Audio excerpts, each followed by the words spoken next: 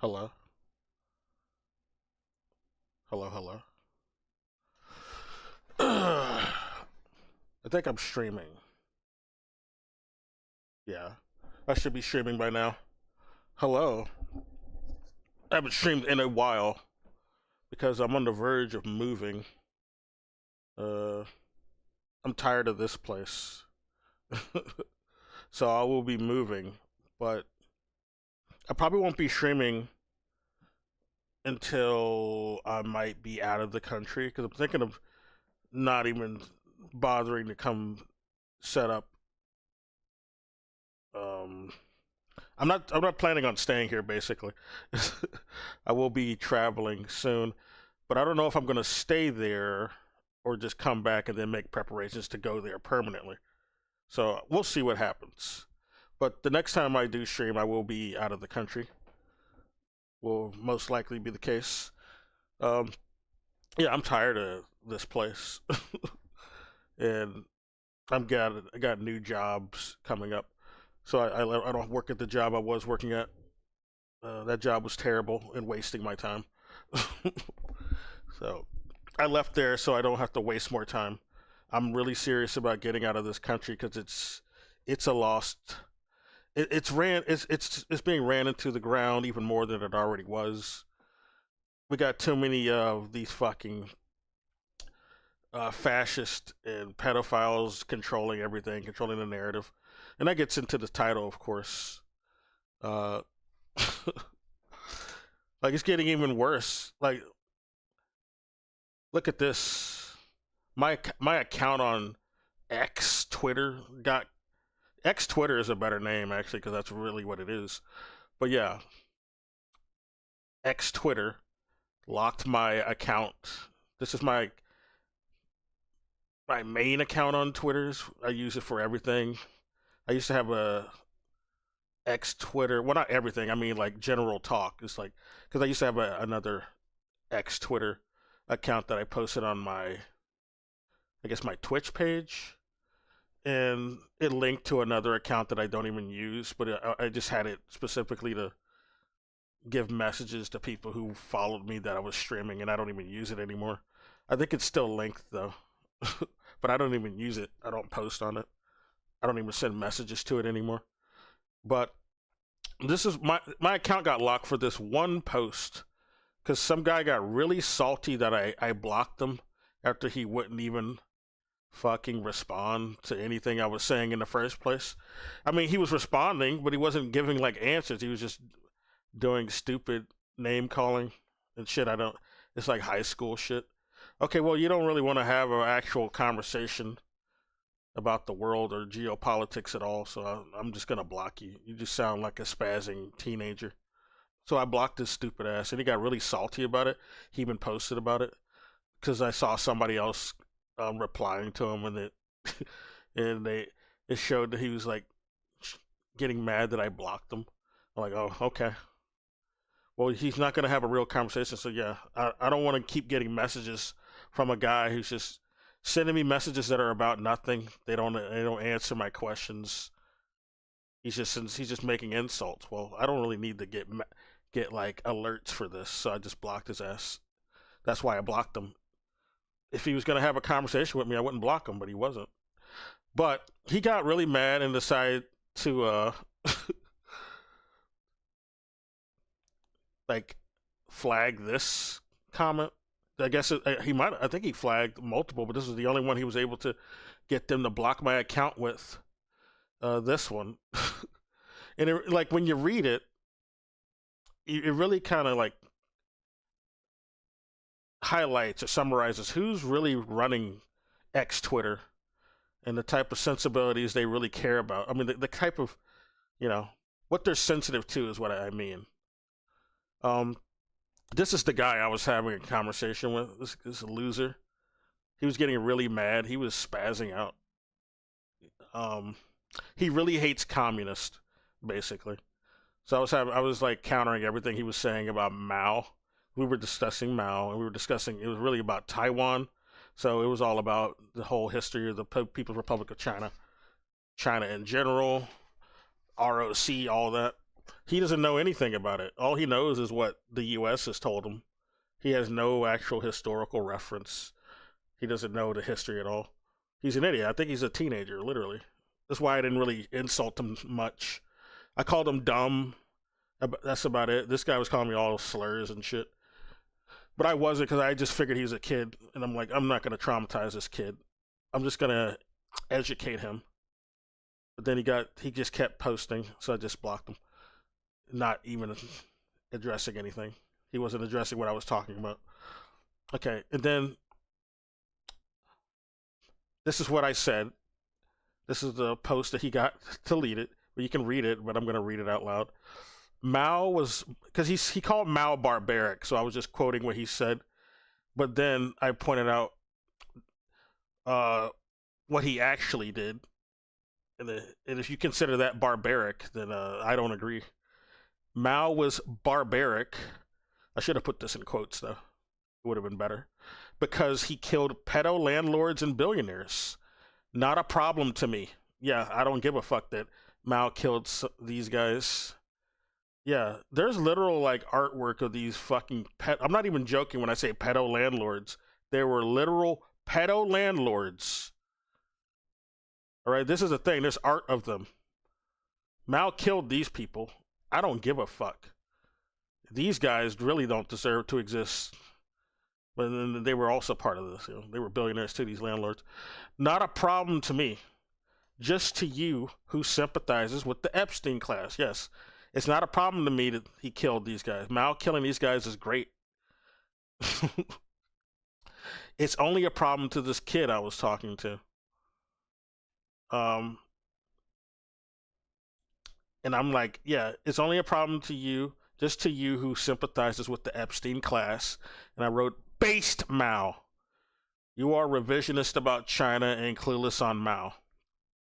You revere Chiang Kai-shek. Chiang Kai-shek was basically the people who like cooed the KMT, because the KMT used to be a communist group, but then Chiang Kai-shek did a coup in the KMT, a Chinese communist group. Sun Yat-sen was like I think he started the KMT. I forgot if he did or not, but he was the original head. Then he died, and Chiang Kai-shek couped the group in 1927, and basically purged all of the communists from the KMT. KMT used to have CPC or CCP. Well, CPC is the real abbreviation anyway. Used to have CPC members, but then they got booted out by Chiang Kai-shek. He purged them. He killed some, but there were some survivors who just went on to join the CPC. So there used to be one group, really. But you revere Chiang Kai-shek, a literal Western puppet, educated in Imperial Japan. I didn't have enough characters, so I just wrote Japan. But yeah, Imperial Japan, you know, the ones who were like way more fascist, you know. They were going around invading a bunch of countries, committing genocide and rapes.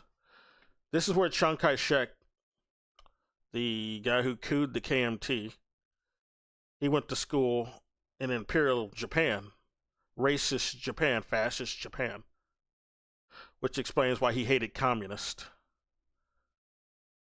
Right? He was funded by the West. The West liked him because he was more pro-capitalist, and he wanted to kill communists, which the West hates. They hated communists.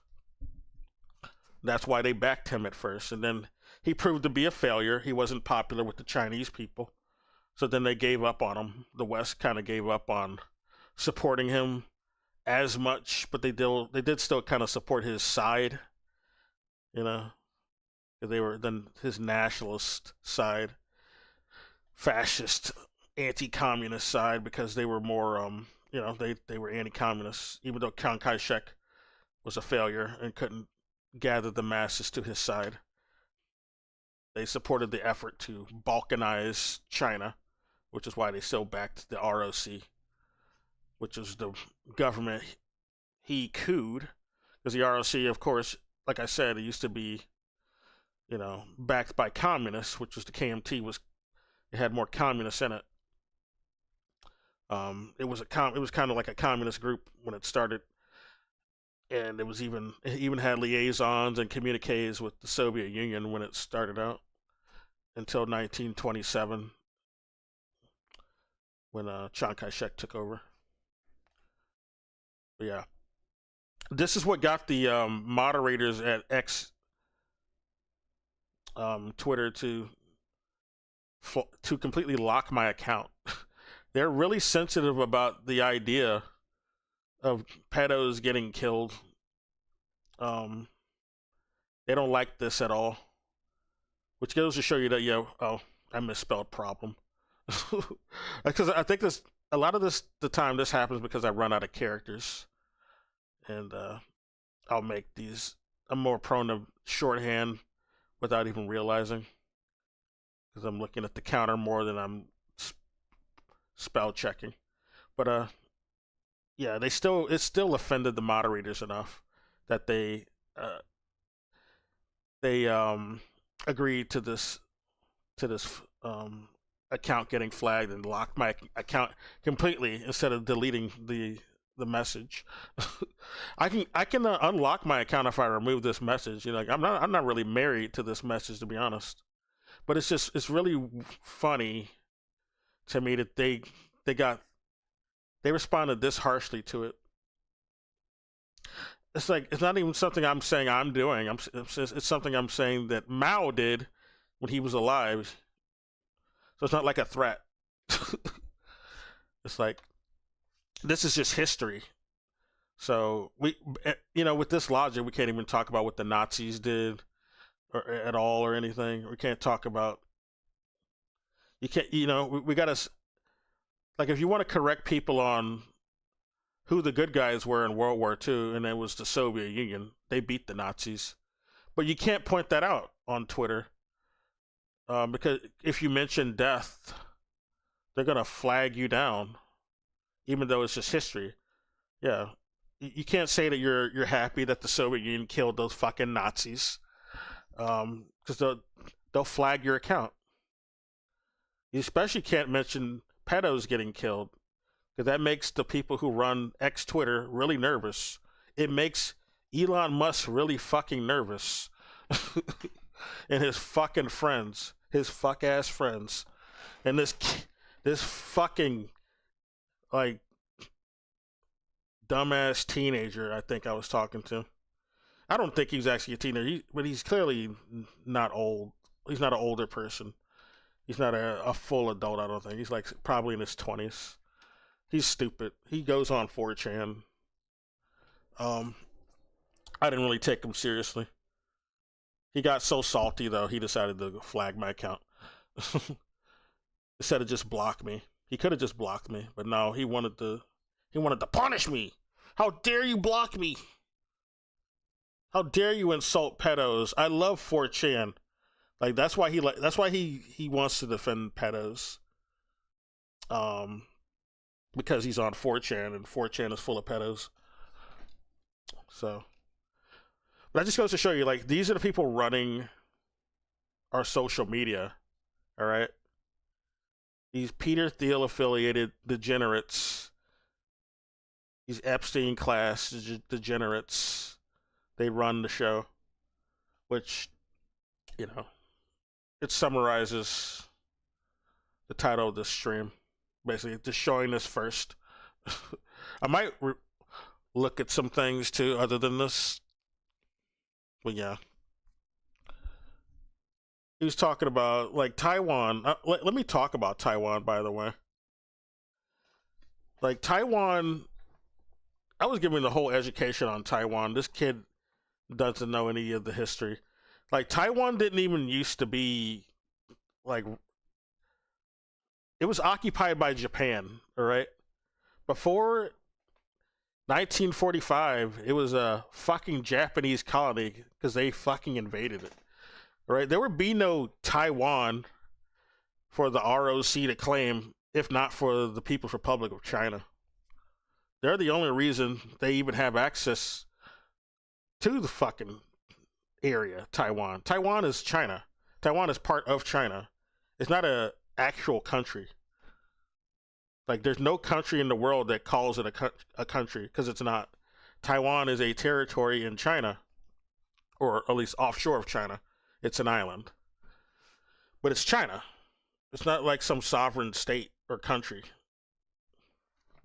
It has a constitution, but it's a constitution that was really established in the mainland when the ROC was still the main government on mainland China. And then ROC, they tried to go against the people and purge all the communists, and they got their ass whooped.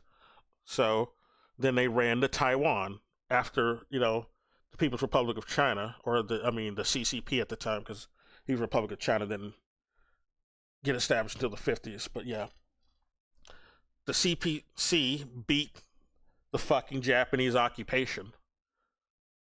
So then Taiwan was freed up. It was freed from occupation by the Japanese because of the communists. Like Chiang Kai-shek didn't even want to fight the Japanese because he was raised practically in Japan. He got educated there and didn't come back to China until he was like an adult. That's why he had like sympathies with the Japanese. That's why he didn't even want to fight them. He was okay with them coming to China. This is what the this is what the Japanese did when they came to China. They invaded China in the 30s, and there was even earlier attempts in the 20s, but they really made a big incursion in the 30s, and they weren't fully removed until the 1945. But yeah, Chiang Kai-shek didn't want to fight the Japanese, but the CPC did, and they had to force Chiang Kai-shek's KMT, after he couped the KMT, to fight the Japanese. All right, you're not gonna be just trying to kill a bunch of Chinese communists while these fucking colonials are trying to come in and colonize the place, and they're committing genocide and rapes on our people. Motherfucker, you're gonna be fighting your Japanese friends whether you like it or not, and that's what ended up happening. The CPC made that motherfucker Chiang Kai-shek fight the Japanese with them. He had to be forced otherwise. He was okay with Japan occupying Taiwan before that, until it became the last refuge he could run to. Now, then he wanted to claim it as his own territory. But that's what happened. There would be no Taiwan without the CPC. It would still be part of Japan, if not for them. So they try to quote this glorious history of Taiwan that was ruined by the Chinese, as if Taiwan is like some actual distinct race of people or anything. Taiwan's always been like a conquered or colonized area by foreigners. They destroyed most of the native inhabitants there, which was originally Chinese to begin with. So if anything, China helped reclaim Taiwan. They didn't. They're not like trying to destroy Taiwan at all. They don't even want Taiwan, really. I mean, they don't want to like invade Taiwan. There's always this narrative about China trying to invade Taiwan, but Taiwan's already part of China. There's no need for China to invade Taiwan, and there's nothing China needs from Taiwan. China just wants Taiwan to be peaceful. That's it.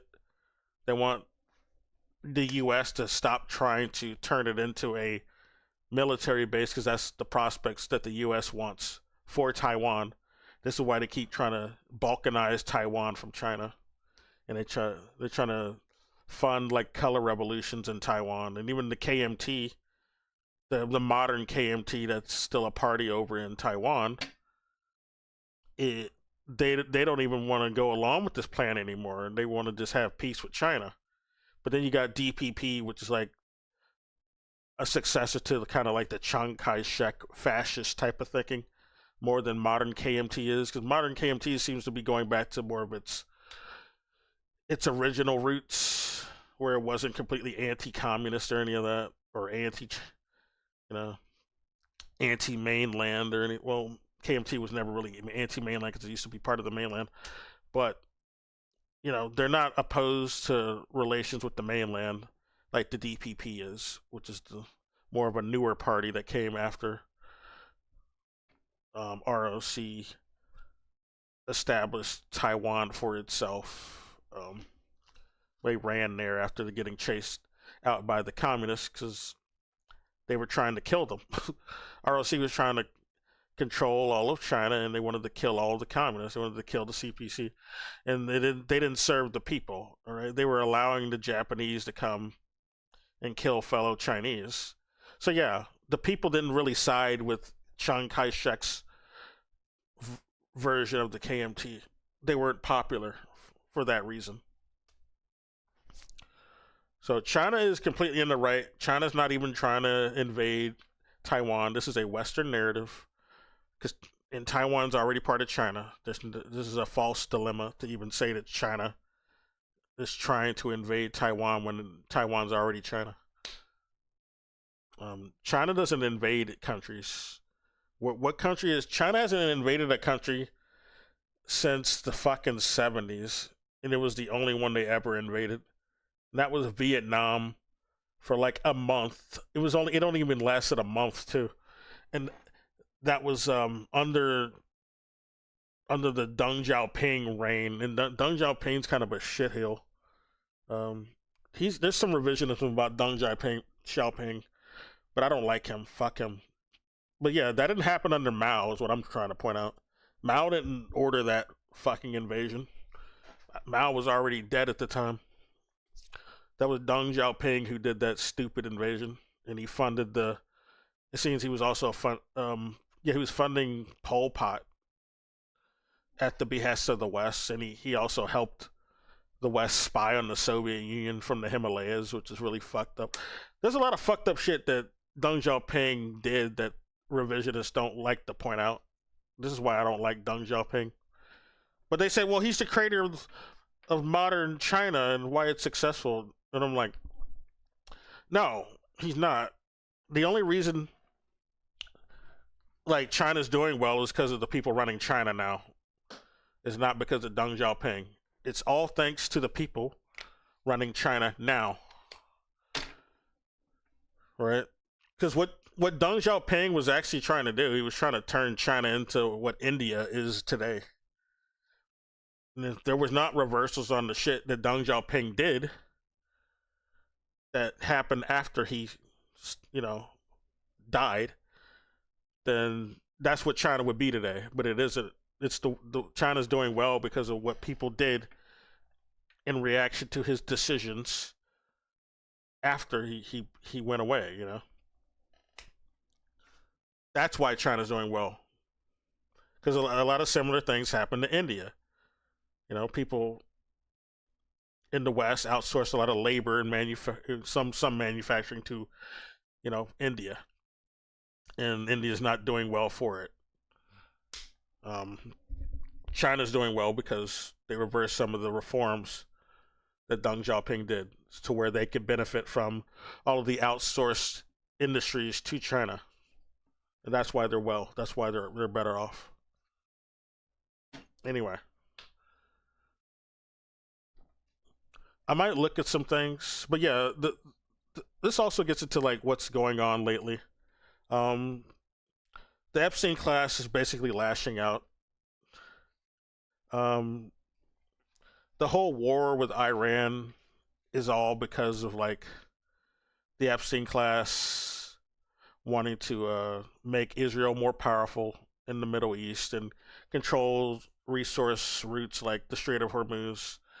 And the West and Israel got their ass kicked in Iran. Iran whooped their ass. So basically, the U.S. and Israel are having to run away with their tails between their legs, and they're just really salty about it. So they're lashing out at weaker um, weaker sort of countries they don't like, which is Cuba, which is one of them.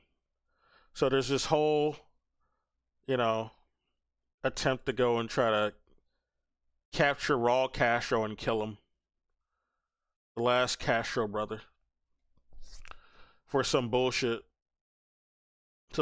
charge. Like the U.S. assassinates so many leaders and innocent civilians even, and they're gonna finger wag about like international law. This this fake narrative as if they care about international law. Raul Castro's a fucking hero, as is Fidel, or was Fidel. He's gone now. Che Guevara was also a hero, although he kind of fucked up at the end. He made a mistake. Um, he should have. I don't think he should have cut ties with Cuba. That was a mistake. He would have been better off just keeping involved with Cuba. But I don't know. He was still trying to do good up till the end. But I don't. I think it was a mistake for him to just cut ties with Cuba to go do other things. They could have just worked together with them and instead of just completely leaving without any backup. But yeah, like look how they're talking. U.S. Representatives call for the indictment of Raul Castro, and how they framed the rallies. They say, "Oh, these are just Raul Castro supporters, and not the entire Cuban population. These are Cuban citizens. These aren't just people who just like Raul Castro. They're part of his fan club. No, these are just Cuban citizens who are opposed to what the U.S. is doing. They're doing imperialism. They're trying to fuck up their country and kill all of their leaders and all memory of them. So this is what they're going after now that they lost in Iran or Iran. The West is going after this guy, going after Cuba. They're doing blockades on Cuba still. Um, you know, but China and Russia are able to get in there to give supplies at least. China recently dropped off some supplies, but I think Russia's coming with some oil. Again, they've done this multiple times now. They've been sending them food and energy, solar panels and everything. Both Russia and China. So this is why I don't even listen to people anymore who say that Russia and China are evil. It's bullshit. Castro vouched for both of them. He vouched for Russia and China when he was still alive. 10 years ago, I believe. Yeah, he died like 10 years ago, if I'm not mistaken. Fidel Castro, not Raul Castro. He says they're anti-imperialists. They're helping them. He spilled the bag. He spilled the beans. But then you got shitty influencers like Hassan. He's clearly a Fed.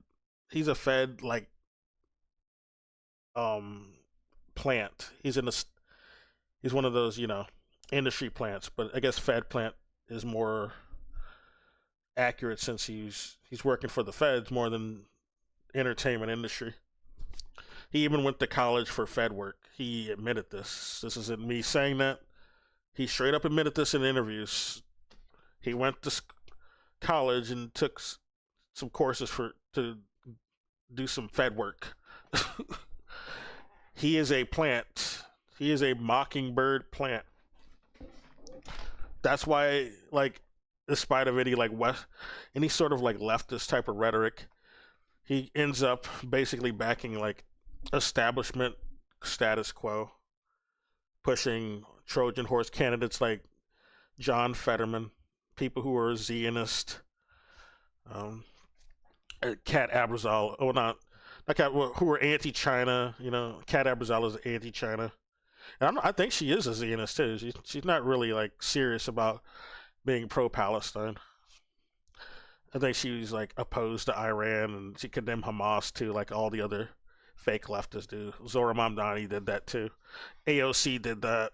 It's like Bernie doesn't want there to be like he doesn't want like independence for people of Palestine because it compromises this the autonomy of Israel, the state of Israel. No, I don't think there should be integration or any of that or free equal rights. I don't think there should be like even a two states. I don't know. He might compromise on a two-state solution, but he's basically saying, yeah, we don't want like equal rights for the people there or equal rule. We want the Zionists to rule everybody over there. So Bernie exposed himself. Um, but yeah, Asman. I mean, not Asman. Hassan. He likes to pretend to be like pro-China on his stream, but then he'll let the mask slip. Like I pointed this out before, he lets the mask slip by saying a bunch of like Western propaganda about China, like, oh, the Uyghurs are being abused in China without any sort of proof at all. He'll go along and spout this fake propaganda, even though he says he's pro-China. Yeah, but the Uyghurs though, man. Yeah, I love China and all, but the Uyghurs, man. Yeah, they're abusing them. They might be killing them, but I don't have proof, so I won't say that they're outright killing them. But yeah, man, that's totally happening. At least before he went to China, before he traveled to China, this is what he would always regurgitate, the narratives about the Uyghurs, which is not even true. Uyghurs have more rights in China than anywhere on the fucking planet. Than any Muslim on the fucking planet, they have more rights in China than they do in any Western country. They're not being abused over there. They're not being killed either. It's made up. It's fake bullshit. Oh, there's this guy I want to even link to and show a video of that really kind of christens this point about how the U.S. and the CIA basically lies about communist countries and countries they just straight up don't control. They don't even have to be communist. Just countries they don't control, they lie about. But especially if they're communists, they don't like them. This is another reason why I think they flagged this. This really made the pedo moderators on X Twitter really mad. It was because I'm defending a communist in my tweet, and this is also triggering them. The people running this country hate communism. They're even trying to make, you know, being a communist like illegal over here. They're trying to say you're a terrorist if you're a communist. You're pro-communist. So this is another reason why I think my account was locked. Like this is interesting to me because I haven't had my account locked since the COVID days. So they're like really ramping up the anti-communism and the, you know, the pro-pedo defense, the pro-Epstein defense league is really ramping it up. I haven't had an account lock since fucking COVID. I had an account locked before on Twitter because I was linking actual government fucking links and studies. Okay. That's how bad it gets. This is how you know you're being ran by corrupt people. Your social media is being controlled by corrupt people. You can't even post government documents without your account being flagged. That's a problem. And then here you can't even just, quote history without, some fascists getting mad, some pedos getting mad. Like even in the COVID messages I was sending, they weren't like, it wasn't vulgar or anything. I didn't use any like sort of vulgar labels or anything when I was linking these links. I was just sending links and I got an account locked. Government links from corporations too, who were like corrupt and affiliate. They captured our government basically, and that's why I would link to the corporations and their documents as well. But yeah, I had an account locked for that. You weren't allowed to tell the truth a lot during COVID. A lot of things are too inconvenient to point out. But anyway, that's what's going on. The Epstein class is lashing out. because they're losing control of everything. The world is turning against them. Yeah, the U.S. in particular is only like what 4% of the world. There's no reason they should be dictating the globe and what's good for the rest of the globe. So there's people just divesting from the West, or at least the U.S. and gradually the entire West is going to be divested from because their EU is just like fucking petty vassals of U.S. empire basically in Israel, who they're the same thing at this point. Israel and the U.S. are basically the same thing. Um, their interests are the same, and they're ran by the same people. They have more dominion over EU countries than any other country. Um, so in time, the rest of the world's just gonna divest from the EU as well, on top of the US. Like also, like Spain is one of the few good countries I'll say because they've been blocking like shipments to the Middle East for war, to Israel basically. But then I saw some people in my, people I follow in my timeline making the stupid mistake about Spain. They completely turned on Spain after seeing one video of some cops that they thought were Spanish cops beating a bunch of like people who came from the flotilla. There's like the Freedom Flotilla to bring supplies to Palestinians, and they got detained and beaten by some Israeli pirates basically, but they worked for the Israeli government, of course. They're IDF pirates. They came aboard the flotilla to steal all their supplies so they couldn't go to the Palestinians, and they detained a bunch of Freedom Flotilla people and abused them. It seems they raped quite a few of them as well, which is really fucked up. They're escalating even more than with the last flotilla if that's going on. But and then they came back to be greeted by who people thought were Spanish police, but they're not. They were boss country police, which is an autonomous um, territory that's north of Spain, but it's not actually the Spain government. And the police there, they're called the Eritrea something. I think I had the link. Let me look for it. They're called something. Yeah. Wait a second. Wait a second. Oh, I had it on my Instagram. I remember linking to it on Instagram. I'm just gonna look there right quick. But yeah, the the Ertzeinse is what's the name of the police over there in Basque County, or country, not county. They get funding from they got training from Mossad for sure, and funding, of course, too. I guess, and they were the ones beating these people coming back from the Freedom Flotilla for being pro-Palestine. They're shills, basically. They're like Argentina. That's the boss countries more like if you want to give an example, they're like Argentina, who's very pro Israel, very pro Zionist, also very pro Ayn Rand because they hate communism.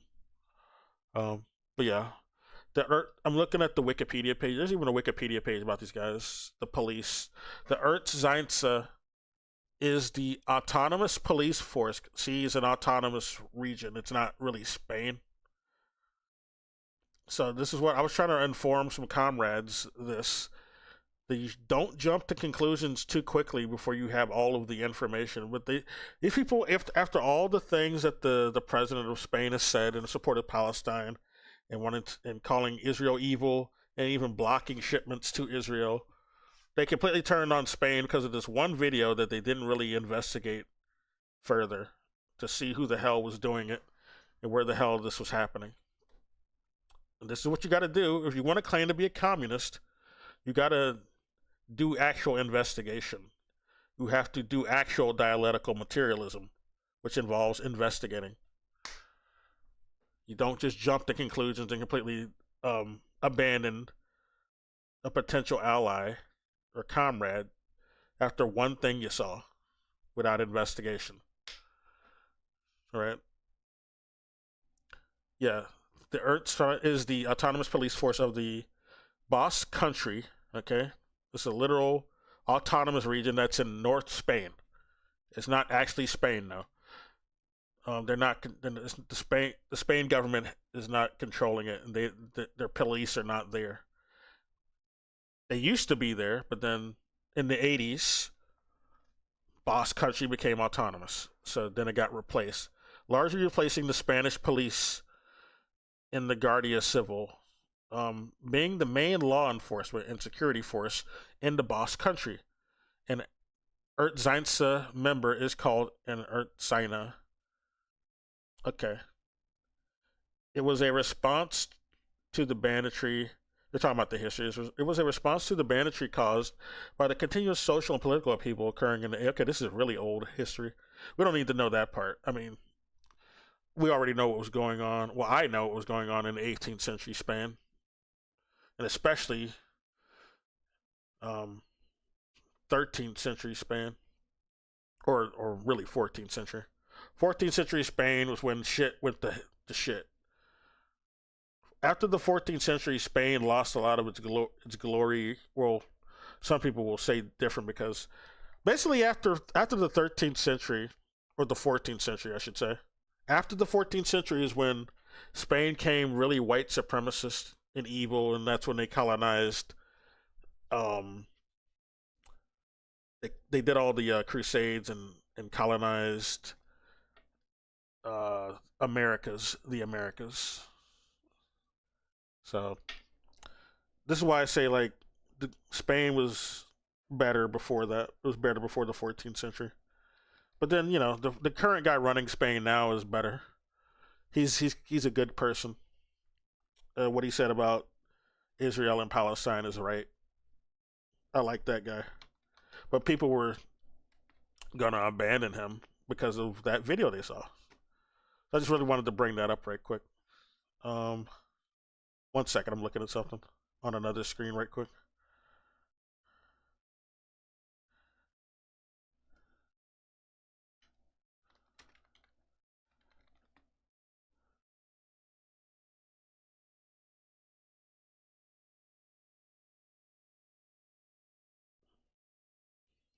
I mean, the Crusades are what really killed Spain. Is what I should say. They were happening before, but that's what killed Spain. It used to be better before that shit was going on.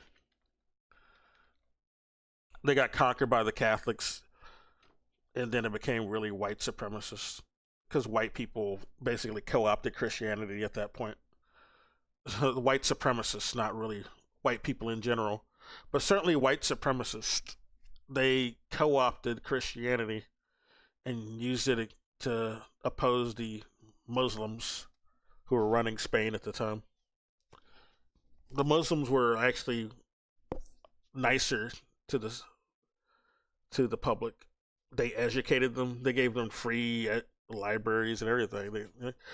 It's not like knowledge was closed off to only the bourgeois when the Muslims were running Spain. But that's how it happened after the Catholic Crusades because they were really racist. It's like Christianity didn't even used to be like white supremacists. It just became that way.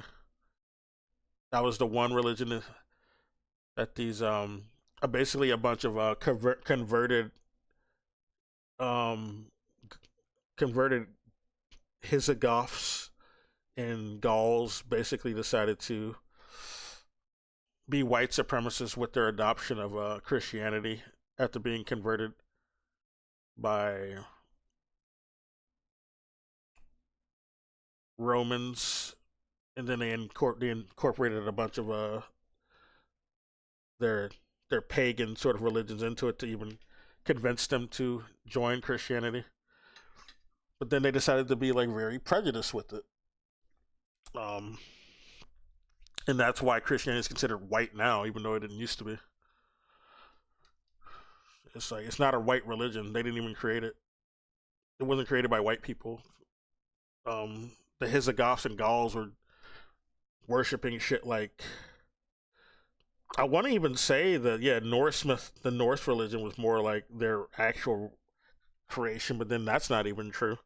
That was created by, that's like derivative of like some Indian ethnicities and Iranians basically who were like from there, from the Indian regions.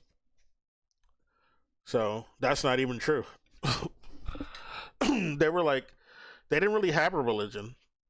The Visigoths and Gauls religion was like, at least none of the popular organized religions or old ones that don't people don't really practice anymore. They didn't even they didn't create the Norse mythology. They didn't create Christianity. They were, I don't know what the hell they were worshiping.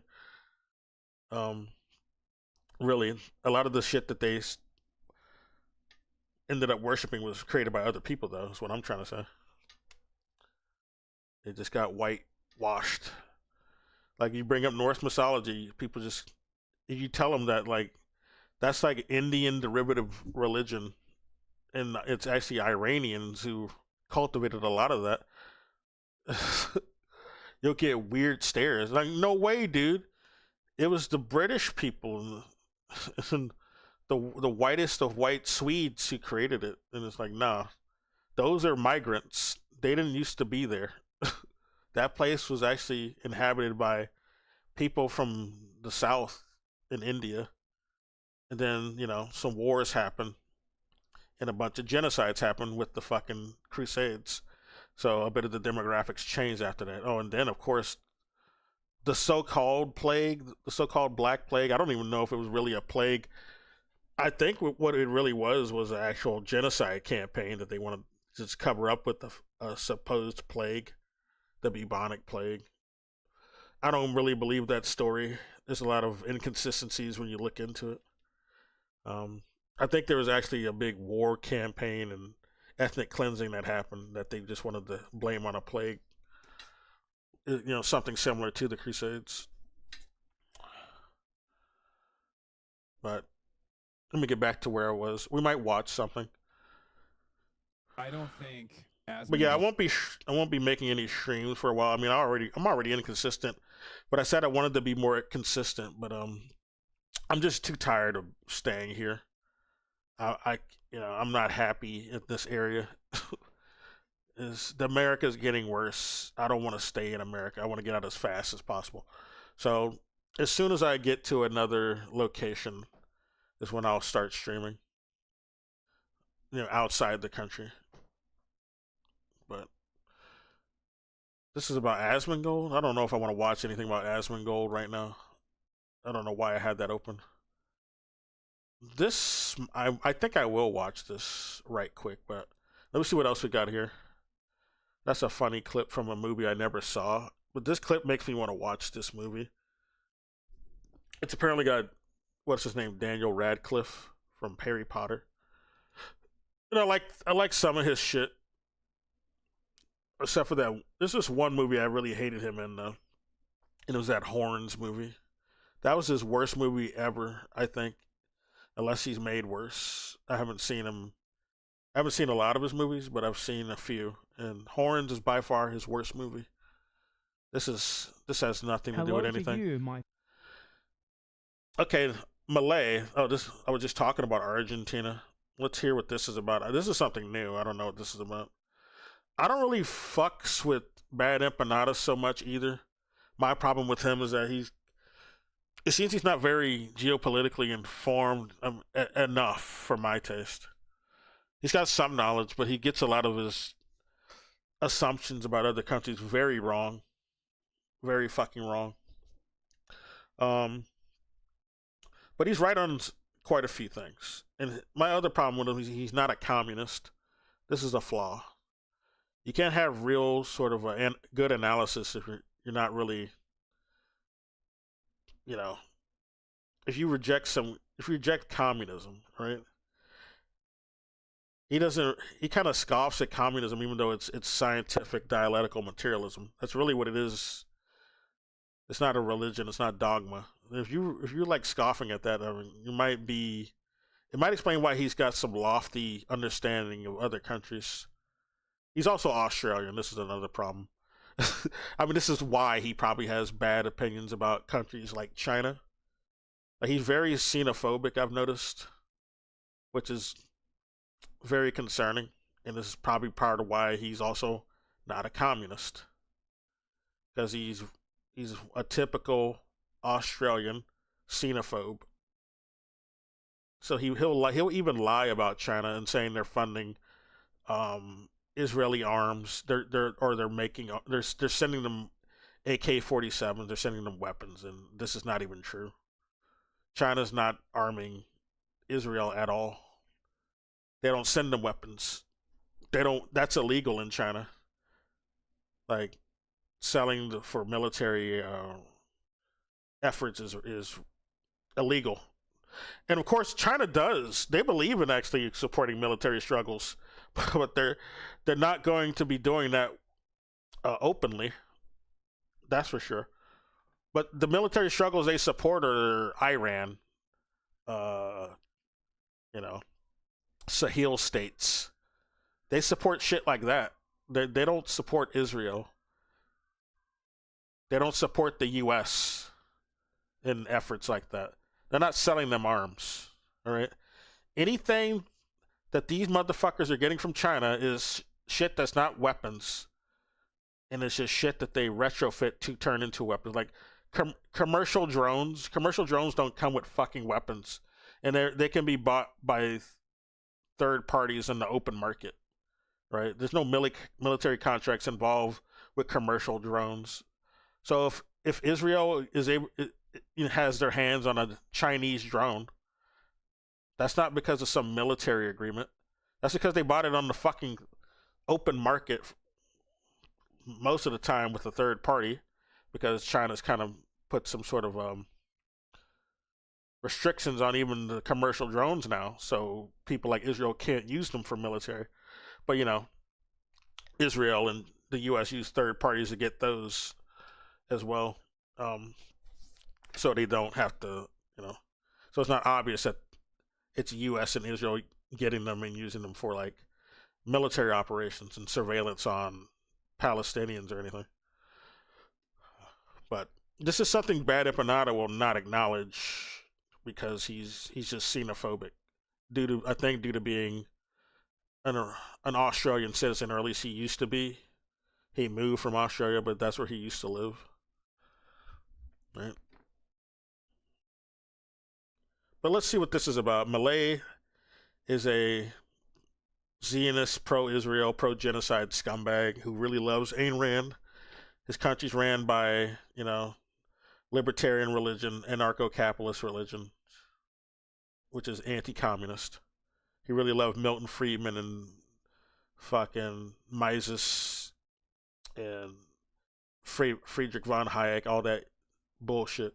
My personal best friend. So the most embarrassing man... Wait, what is it? Hello to you, my personal best friend. Okay. So the most embarrassing man in the world, Javier Milei, is also the president of a country, which is incredible. And he has been hit with scandal after scandal after scandal recently, with his sister, who he has sex with and who is also a member of his cabinet for some reason, getting in a lot...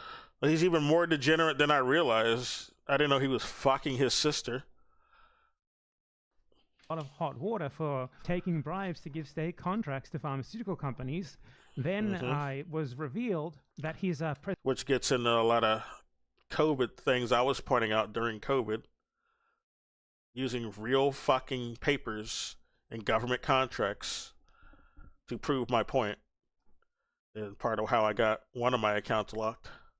Presidential spokesman who he met on Twitter stole a bunch of money from the state to fund renovations of his house and lavish vacations all around the world. Then audios filtered that revealed that Javier Milei was using Argentine state money to fund a right-wing propaganda fake news organization. And now audios have filtered that are even worse than everything else, of Ugh. Javier Milei engaging in dirty talk with a woman who I don't fucking know who it is. I'm surprised it's not his sister. I gotta say, this is Ugh. the best presidential sex scandal ever. It's fucking comical. Fucking hell, what a joke. Malay is like, he's kind of like Argentina's Trump, because he also used to be like some fucking media figure, basically. And then he became the president. It's kind of like a trend. You notice, like, the more fascist a country is, they're typically going to have a leader like that with that type of shit as their background. Like, Trump has that type of background. And before him, we had Reagan, who's also like an actor. Trump isn't so much of an actor, but he's been involved in show business. He's just some paid sort of media figure, is what I'm pointing out. And then he got into politics. He got astroturfed into politics. Like, it's not like the people picked him. He was picked. He was handpicked by industry. And he won his first election due to electoral college. He didn't even win the popular vote. But electoral college lets in whoever the fuck they feel like. All right? That's why the rules of like super delegates and shit changes every fucking election to make it easier for whoever the fuck the establishment wants to win at that time. That's why it's that way. Popular vote doesn't matter. That and shit like super delegates becomes more priority because of so they can rig it easier. That's why. And gerrymandering, of course. Yeah. Anyway, let's get you up to speed on this. So here's an article about this, going over how Not that Hillary is good either, but I'm just saying, if they want whichever one of the corporate politicians they want to win, they'll rig it to be for the one that they want the most. But either way, Wall Street wins. The Pentagon wins, no matter who wins the main election, between the corporate Democrat or the corporate Republican. Like, because Hillary Clinton is also bad. It wouldn't have been good if she won either, but, they preferred Trump at that time. And they rig it to be for whoever they want. I'm just emphasizing that, your popular vote doesn't matter, is what I'm pointing out. And you don't even get to pick the final candidates anyway. It's handpicked. Intimate audios of Javier Milei resulted in a judicial investigation being opened regarding the potential risk to state secrets as a result of his illicit secret relationship with this woman right here named Man, she's got more plastic in her than an actual Barbie doll. This is disgusting. She looks like a fucking ghoul, man. She looks like a literal zombie. She's got peach-colored skin. This is like a zombie that just got painted peach.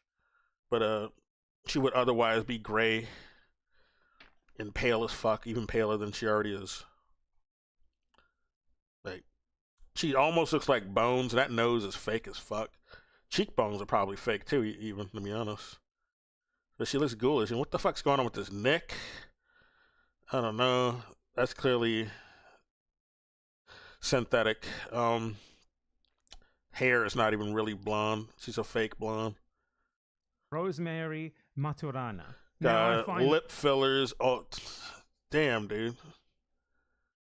I don't know. Like, how old is she? She might be really old, and that's why she got all this work. Probably 70 years old.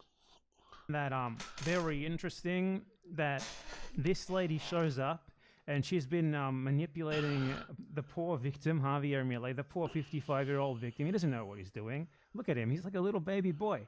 And he's a clown. Just last week, I was talking about how the aliens are real, and this lady shows up. Just look at her. Look at this woman and try to tell. She's not an alien. She's just got a lot of fucking plastic. That nose is clearly not authentic. Tell me that the aliens aren't fucking real. Eyebrows are fake too. She just drew those on.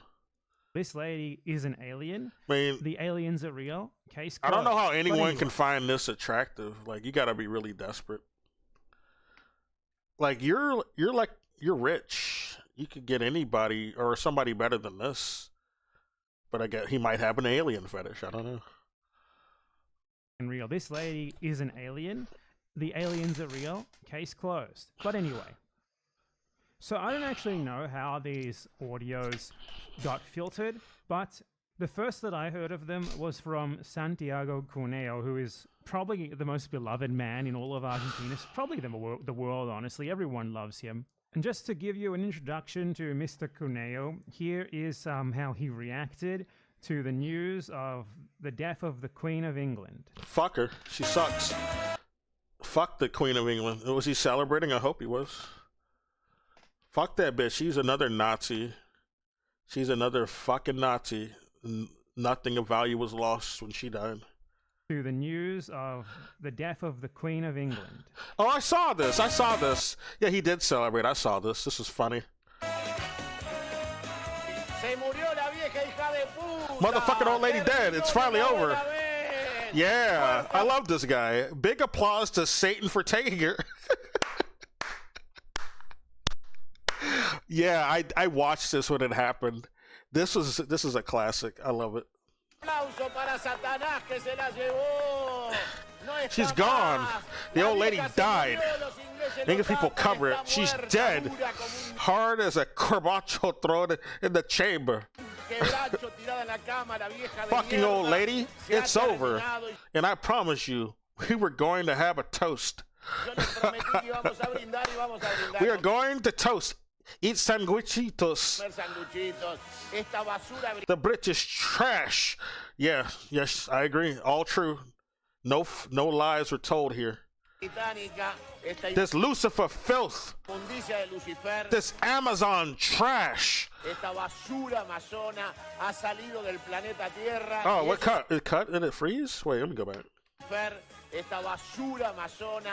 Oh, it did freeze on his screen. Has gone, and it's good news for everyone.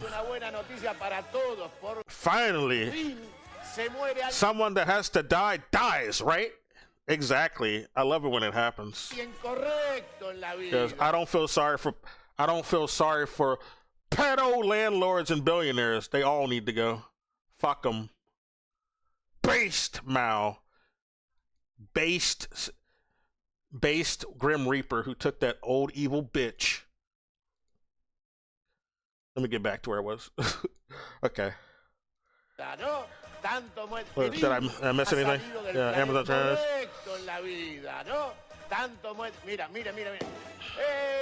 Hey! Oh, that's some good bubbly. That's some good bubbly after an evil bitch dies. Okay, we're going to have a little toast. For the death of the trash that is the Queen of England. Exactly. So yeah, this guy is who I first heard these audios from. He's great. And I was thinking, like, maybe they're AI or something, because he is a massive bullshitter, and you can tell just from watching him that you love this guy, but you don't trust him. But the alien in question, she the confirms. other party came out. She confirms. And confirmed. Yeah. That they are real. So yeah. They are real. They are 100% real. And Mr. Cuneo here is the one who denounced Milei to the courts, hoping that they will investigate a potential violation of secrecy rules that may have happened here as a result of him speaking to the alien in a sexual manner. So here is the audio, which I will translate. This is just one part of the audio. There's way more.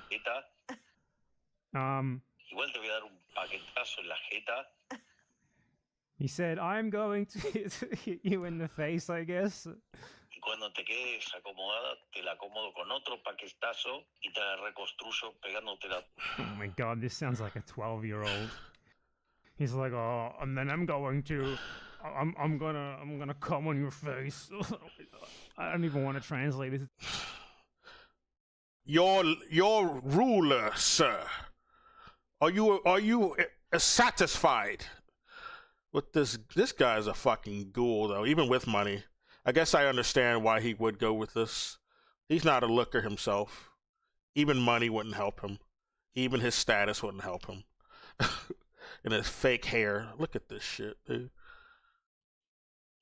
It's just embarrassing. I don't know. Like, was this a call? I don't know why she's responding. Is this a call that she recorded? Doesn't sound like an audio file. I thought it was just an audio file, but this sounds like she is like trying not to laugh. The alien is trying not to laugh at Javier Milei, which says a lot about how embarrassing he is. Even the aliens can't handle it. Yeah, even he's not attractive. Me encanta. She's just like, oh, I love it. No, you don't. No, you don't. Oh my god. This is the worst thing I've ever heard. Listening, this is the worst thing that's ever happened to me. I wish there was like subtitles or something, so I don't have to listen to this and translate all of it for you guys. I can't find a transcript of it or anything. Yeah, he moved to Argentina, so he used to live in Australia though, but he understands Argentina. I don't know if before he knew it already or he just learned it after he moved to Argentina. But yeah, he's fluent in it. Thing. So look, I don't want to sit here listening to all of this because I think you already have enough of an idea. You can go look for it yourself if you really care, okay? It's embarrassing, it's sad. This is the president of Argentina. But it's just like, if this random woman has like this sort of shit on Milei, can you imagine what the people who are closer to him than her and like more politically compromised than her have on him? This guy is basically surrounded by like a bunch of sycophants, all of whom he has sent probably incredibly compromising voice messages and shit like that. They all just have sitting there and waiting to come out.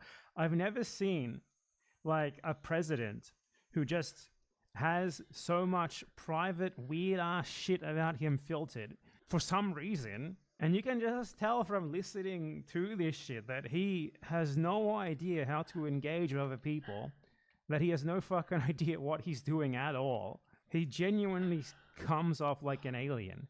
It's crazy. It's like an alien who is trying to like replicate what he thinks like human copulation is like. Among the incredible things that Javier Milei said, I don't think Milei cares about what the public thinks. That's why he's an Ayn Rand stan. He doesn't give a fuck what the public thinks. He's evil. During these hot audios were things like, you have a magic pussy, Oh and God, marvelous tits, and that he is going man, to he's so smooth. What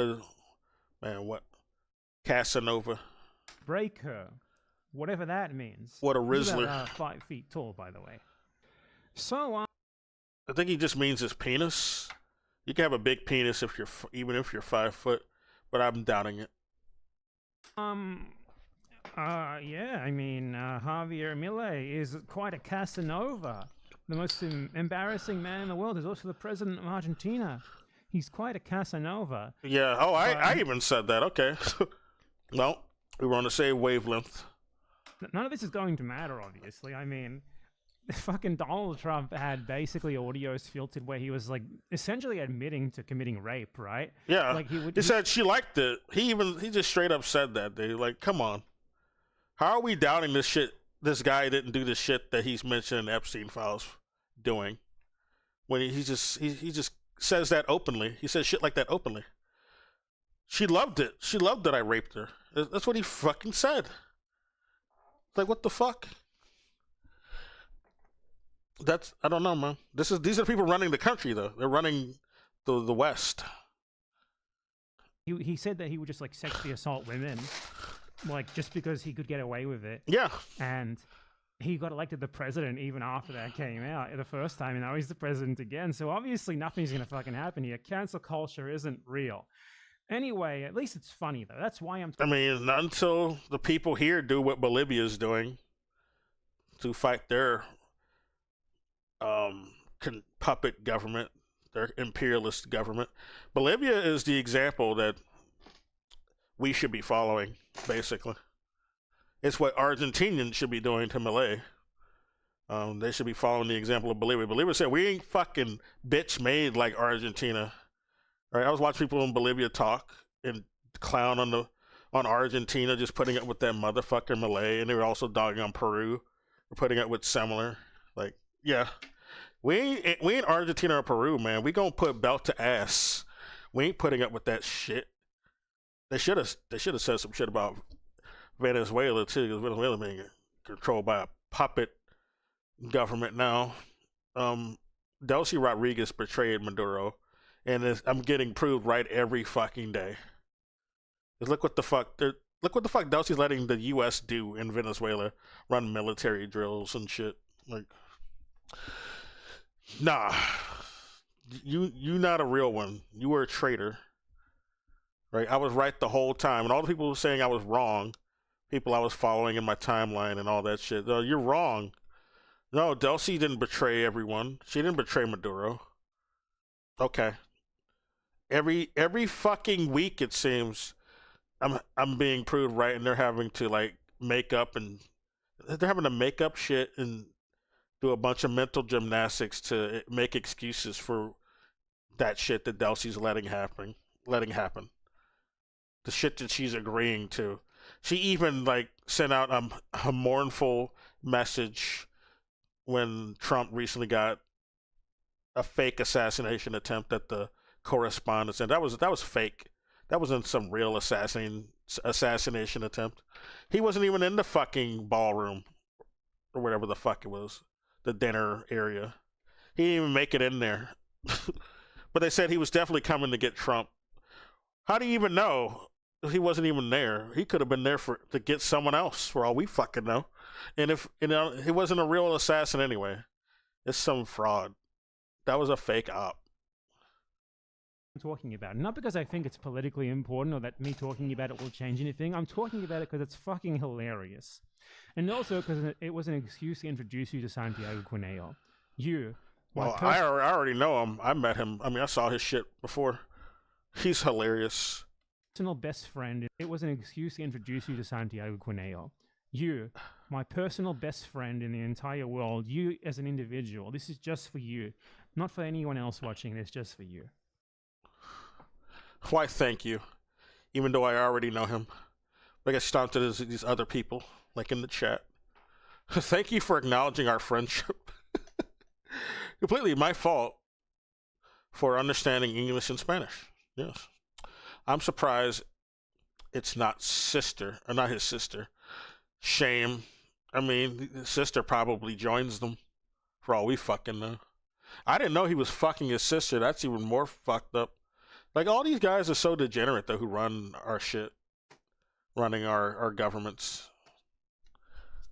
I believe it. After all that Epstein shit we found out, yeah. I'm not surprised. What is this shit? They're gonna invade Cuba. Yeah, he's talking about they're trying to invade Cuba. To go get Raw. Because they lost in Iran. So with the Gaza that's why they're going there. Hassan and ContraPoints, I might watch. I'm just saying what I had open as tabs, because it kind of relates to the title of the stream, so I might as well watch and react and comment. This will be my last stream for a while, so that's why I'm bothering to, talk more. So I made pretty much my point, but I still want to talk more on things. Yeah, Iran did beat Trump. He's right about that. One of the few things he's right about these days. Iran beat the shit out of Trump and Israel. Because fuck them. They're evil. They fucked around and found out. I said it would happen too. Like, Iran is not Iraq. They're not just gonna sit there and take bullshit from the US. They're not gonna let them attack them. They're not gonna let Israel just attack them and not do anything. They will retaliate, and I was right, proved right yet again. This is about Pragmata, which is good. It's a funny video. I like this guy. I don't think I'll watch that now. Maybe I will later. Okay, that's what I got. I guess we could watch some Hassan right quick.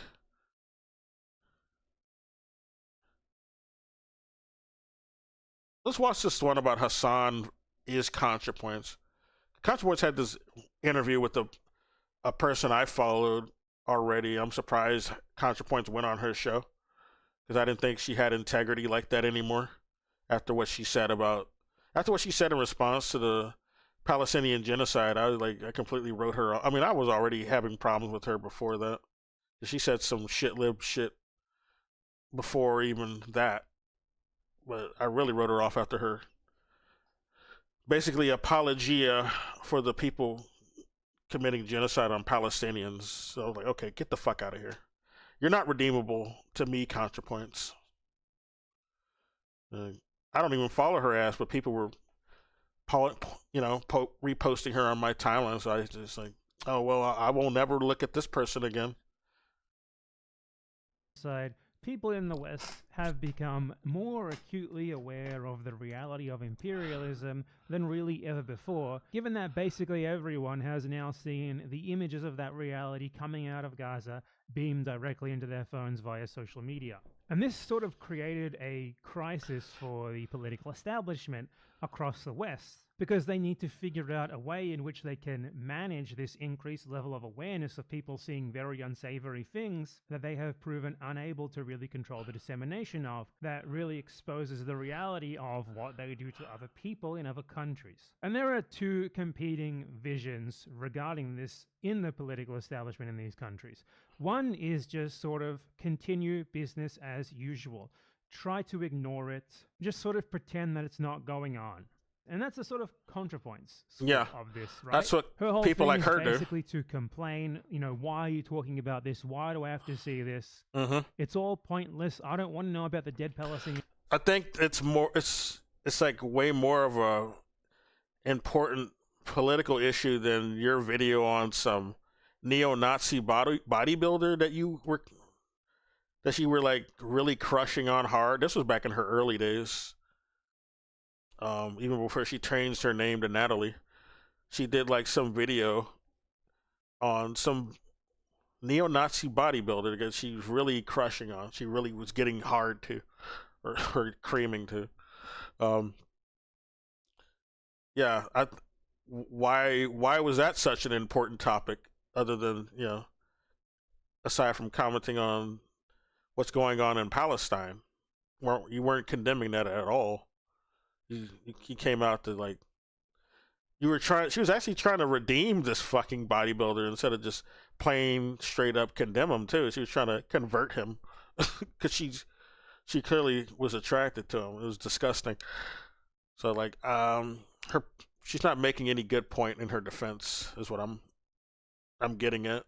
I don't know why she thinks she's too good to comment on the Palestinian genocide. Was that beneath her little Nazi bodybuilder obsession? I don't know. About this, why do I have to see this? It's all pointless. I don't want to know about the dead Palestinian it's babies. Pointless. The only thing that's real is unlike the bodybuilder I love. It's all pointless. I don't want to know about the dead Palestinian babies. The only thing that's realistic is what we already have now. A better world is not possible. Fall into line. You don't want power. You only want to critique power, meaning to her that if you demand more, if you will not settle for what she believes is the limits of what is possible, then you are just like some unserious moron who just wants to criticize. A world in which there is not constant imperialist genocide is to her an impossibility, so how dare you try to work towards it sincerely, uncompromisingly? How dare you demand more? And the other school of thought as to how to manage this crisis and get through it until all of this pent-up discomfort with imperialism dies down is to pay it way more lip service and to try and make it look like you're doing something about it when you're really not, so that those people can feel like something is being done about it. And she literally straight up said on this the show she went on was called Bad Faith Podcasts, and she calls it the woman who hosts the show, a black woman. She's pretty good. Her name is Brianna, and Brianna Joy Gray, I think that's her name. But let me make sure. 1 second.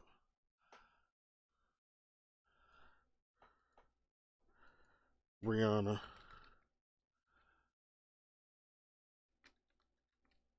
I want to make sure I get the names right. Yeah, Brianna Joy Gray. She hosts that show, and the reason she named her show that was because she'd make like very valid comments.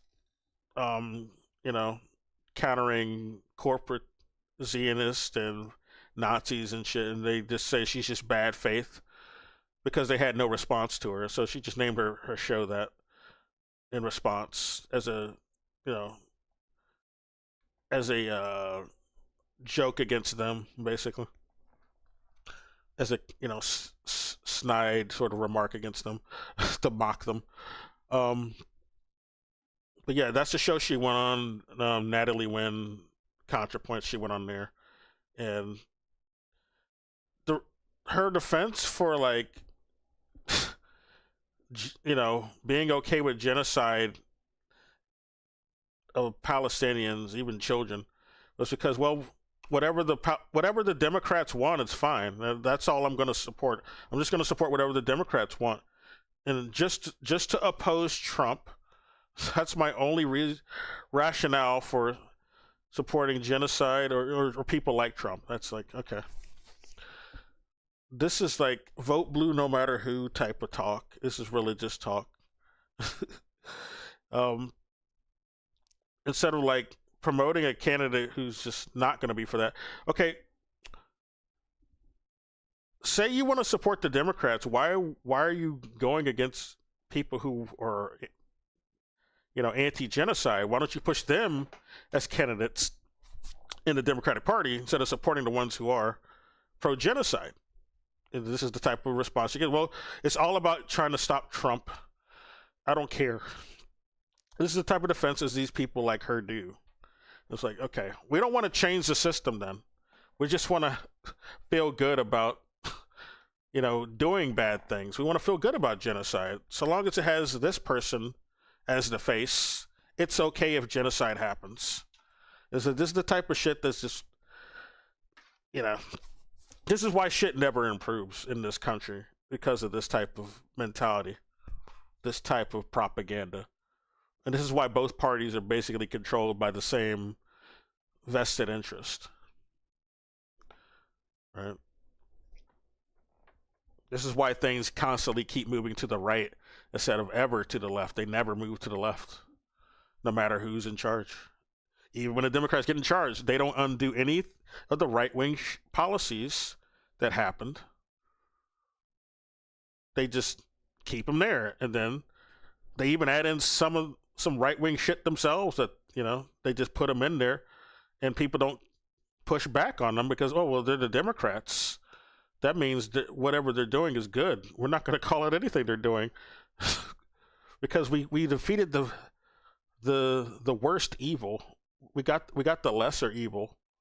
So even though they're still doing right-wing shit and putting in some more right-wing shit, we should never question it, or else we'll get a worser evil. And it's like, this is like con man logic that, marks fall for. And the people who run the country know this, and they love using this logic because a lot of marks will fall for it. All right.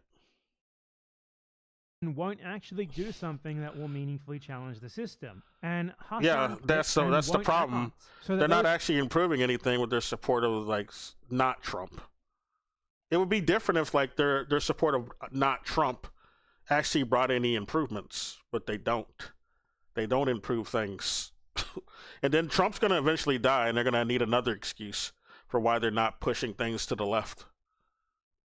And they're going to use some other scapegoat. They're going to use some other reason for why. Oh, we got to go more. We got to just keep this right wing shit and the genocides going and this war going. Because of this other new guy we got to watch out for.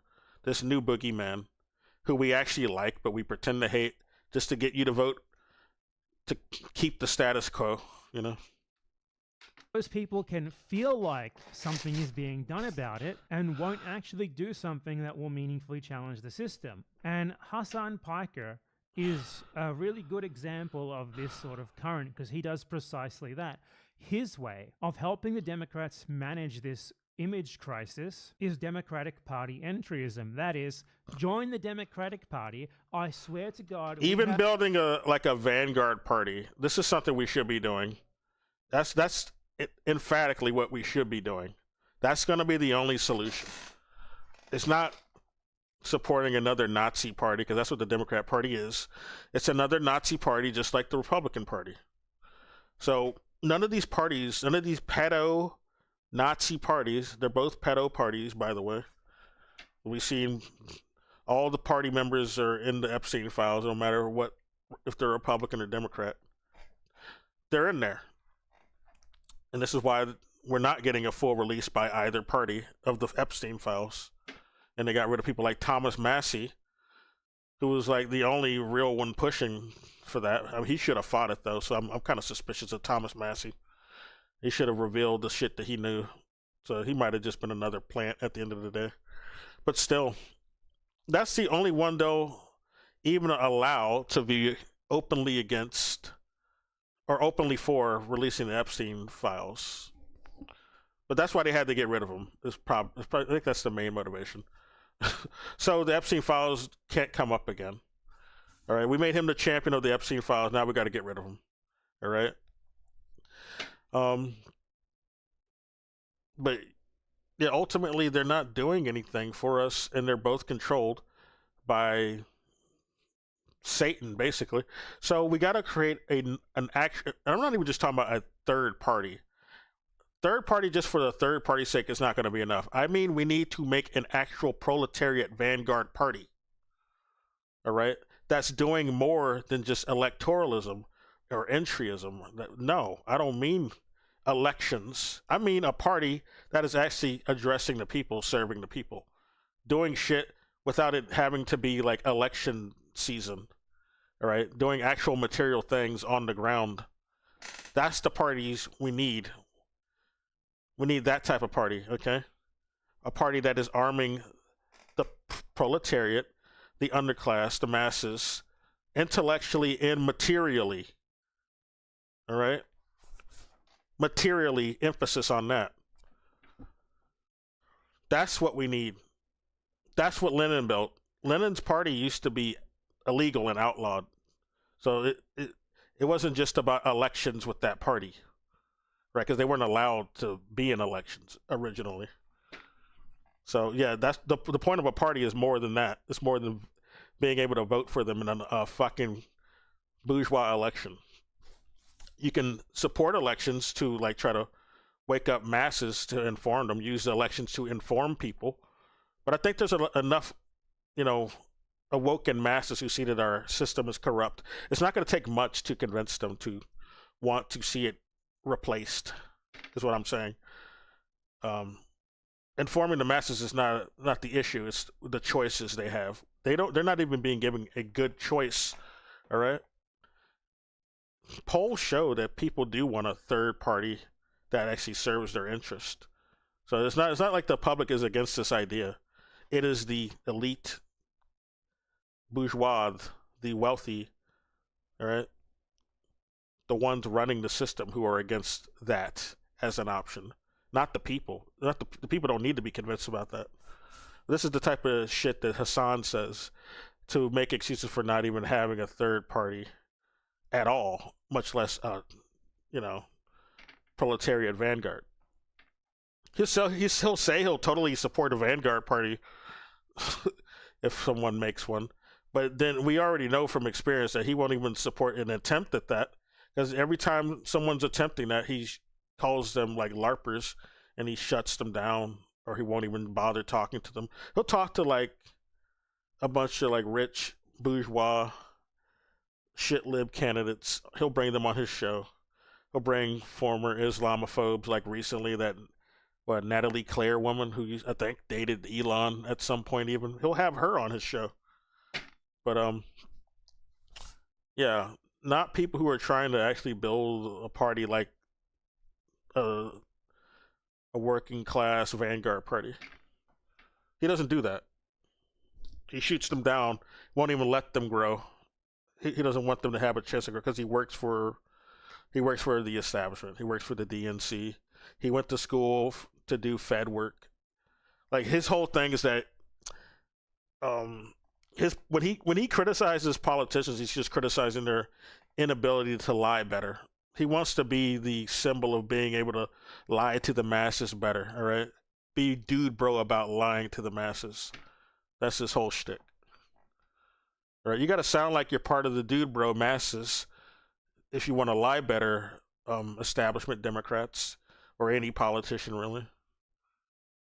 Have people here who will fight for what you believe in, who will fight to end the genocide that you've been seeing that has made you get a bit iffy about imperialism. There's no need for you to do anything more than this. And if you disagree with me, well, you're just unrealistic. We have to support the Democratic Party that literally That's what he did the says. genocide, because that's just how things are. A better world is not possible. The effect of both of these two currents are practically the same. Just vote for the Democrats. Here's a thought experiment that really shows this. Do you think that ContraPoints doesn't want you to vote for Zoran Mamdani, who is a candidate presented by someone like Hassan Piker as like a massive challenge to the system, when he's really just a Democrat who is governing practically as a Zionist? No, Yeah, he's not doing anything for people in Palestine. He's cracking down on pro-Palestine protests. He's not stopping his police force from doing any cracking down. That's why he kept in Jessica Tisch as the police commissioner. He's criticizing actual like anti-imperialist states. You know, he's criticizing Cuba. He criticized Maduro before he was captured. That's why he's not doing anything for Maduro, even though he's being kept in prison in his state right now. He's a mayor, but he's in New York City, being kept and put on trial though. So that's pretty much his jurisdiction. So Zoran's not commenting on any of that or trying to help him at all.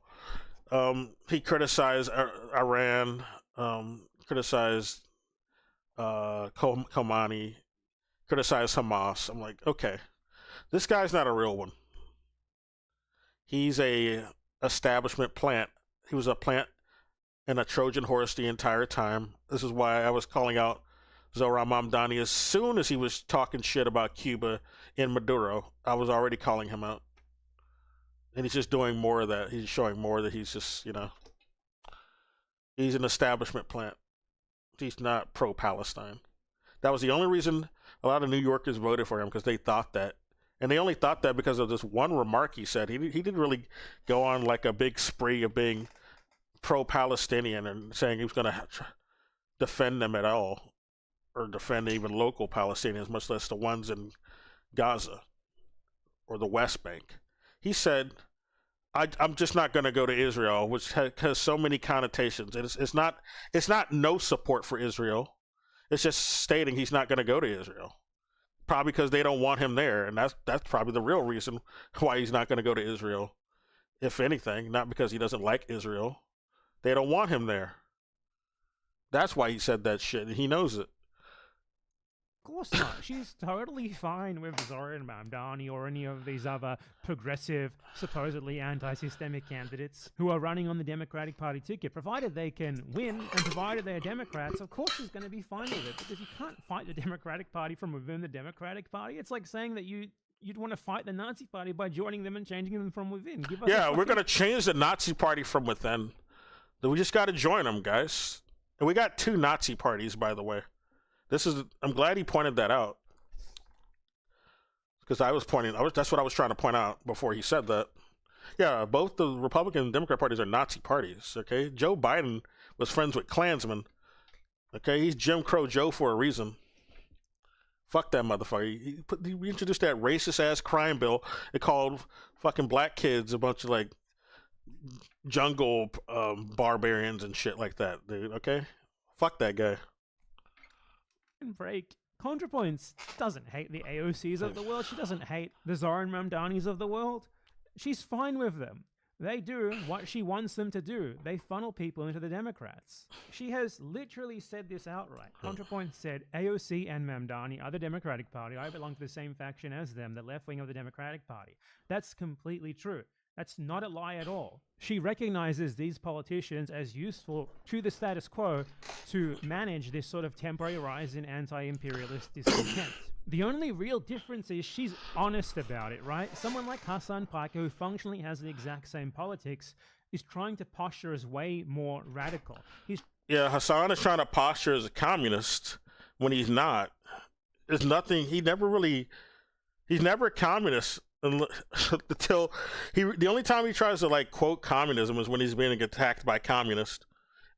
Otherwise he's never informing his audience about any communist sort of theory at all. Only when he's confronted by actual communists is when he tries to LARP and do that. He doesn't actually read the books he carries around for photo ops, like What Is to Be Done, the Lenin book he was carrying around. And he was basically like, the whole conversation was going on because there was a rift between the Revolutionary Party at the time that Lenin and the Bolsheviks were part of.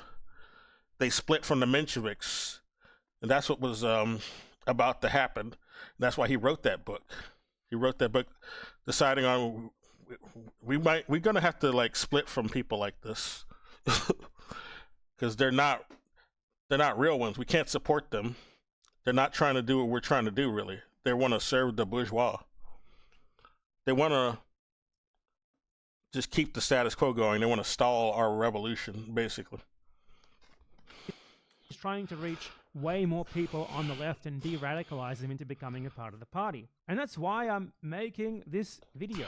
Because functionally, there's no difference between these two people. And the fact that Hassan Piker and others like him and his fans have such disdain for ContraPoints, when practically they are the exact same, they support the exact same people, they have the exact same end goals and end results of their politics, is totally nonsensical. If anything, ContraPoints is a lesser evil because she is completely honest about who she is, what her politics are, who and what they are designed to serve, while Hassan Piker or people like him with the same politics, his fans, etc., who hate ContraPoints for being too honest, are trying to hide it, right? They want to seem like radical socialist communists or whatever when they're obviously not, for the purpose of reaching people who want to feel like way more is being done on these things that they now newly care about, who want to feel like way more is being done. They're doing nothing. AOC's doing nothing. We saw what AOC was doing in regard to the Palestine issue. She was crying for the Israelis who might not get funding, who might not get any stimulus and weapons. She was crying for that. She wasn't crying for Palestinians. Like, AOC is clearly a Zionist, and that's why they even let her in there. Like, she worked for the fucking one of the corrupt fucking Kennedys, who I don't know if he's even alive anymore, but yeah, she was interned for a Kennedy, and that's how she really got started. They want to just mention that bartender story as if she just started from there. Like, no. She was interning for a fucking Kennedy. I think it was Ted Kennedy? I don't know. One of the fucking Kennedys. And that sort of thing. Wait, actually, let me look this shit up. Right quick. I'm looking at another window.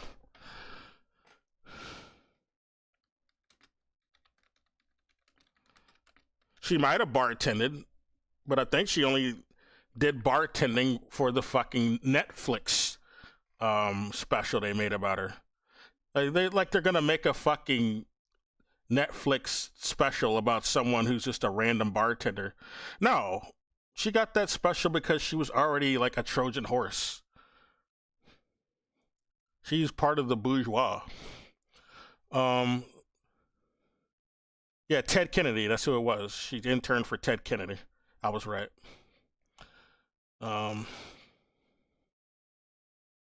Anyway. Yeah, she's a fraud. She's been astroturfed. I don't think she was doing bartending until there was this special that needed to be made about her to make her look like she's more like working class when she wasn't. She's always been part of the bourgeois. She was just a plant. She's a cultivated plant by the CIA. Convincing them that the same exact politicians who ContraPoint supports are fighting imperialism, Zionism, and whatever else for them when they're actually not. Hassan Piker is basically a better ContraPoints than ContraPoints. She fails to realize the ineffectiveness of her strategy, which is just sort of frank honesty about her politics, and that someone like Hassan Piker, who shares the same politics but lies to people about who and what those politics serve, is doing a much better job of managing this crisis in the image of imperialism for the status quo than ContraPoints could ever imagine to. And that's really the problem that he and others like him have with ContraPoints. It's the image. It's not the actual politics, it's not the end result of the politics, because they are fundamentally aligned on all of that. So it's really no coincidence that Hassan Piker is basically sounding exactly like ContraPoints now. You know, ContraPoints is like all smug. Oh, so you want to do the revolution? Well, that's completely unreasonable and impossible, so you should just vote Democrat. Your politics are ridiculous and you're a LARPer, blah, blah, blah. That's Hassan Piker now, too. He's the same. Like Hassan Piker's reaction to someone calling him out for his support of genocidal Nazi American mass-murdering soldier Graham Platt. Yeah, I saw this tweet. Build the Vanguard, King. I'll be there when you do to cancel you. He should have added that on to the rest of this, because that's what he'll do. He'll call them LARPers. Anyone who ever wants to promote their party that's trying to do this, he calls them LARPers and he writes them off. He just deliberately tries to cancel them in real time. That's what he does. That's what his job is. To say, build the Vanguard, King. I'll be there when you do. That's a ContraPoints tweet. Yeah, she said that. That he shares she said that. the same beliefs and that his goals are the same as yours. But however, implying that those goals are impossible, so he's not going to help you work towards them. Rather, he's going to be doing something more realistic, as in supporting the Democratic Party. That is literally ContraPoints. It's the exact same. And this isn't the only time he posted something like this lately. He also said, in response to someone who criticized him for his ridiculous idea. I saw this tweet. I didn't, like, it's funny that Bad Ep and not even showed this. I saw this. Like, he's showing up a lot. Like, a lot of people are mad at Hassan right now because he's just exposing that he just wants to do the status quo. He's not actually a communist. He went to my city lately, so I feel especially, you know, entitled to dog on him. I don't actually tweet at him though, but I'd feel entitled to do so if I bothered. But I've tweeted at him like a couple times, not really consistent. But yeah, he's getting involved in like going into other people's cities to go speak and, you know, push for candidates. So like, yeah, I think people are justified if they want to criticize him when it's clearly he's doing work on the ground to help the establishment and entryism and do entryism.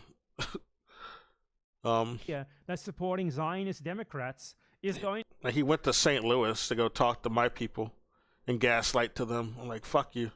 You had Cori Bush, that fucking traitor, in there over there. We know about that traitor in St. Louis. She don't give a fuck about black people. She just cares about getting the bag. She's black, but she don't care about her black people. Fuck her. Get you Medicare for all, an arms embargo and sanctions on Israel, a federal jobs guarantee and social housing projects and high-speed rail. His response to someone criticizing him for such a ridiculous and naive notion was to say, Wait, what did he say? What? Let me go back. The only time he posted something like this lately, he also said, in response to someone who criticized him for his ridiculous idea that supporting Zionist Democrats is going to get you Medicare for all, an arms embargo and sanctions on Israel, a federal jobs guarantee and social housing projects and high-speed rail. Yeah, how long has it been since we've been trying to do that? Like, the squad's been around for a while. Bernie's been around for a while. They've not gotten us any further on either of those issues. It's like we've gone backwards. It's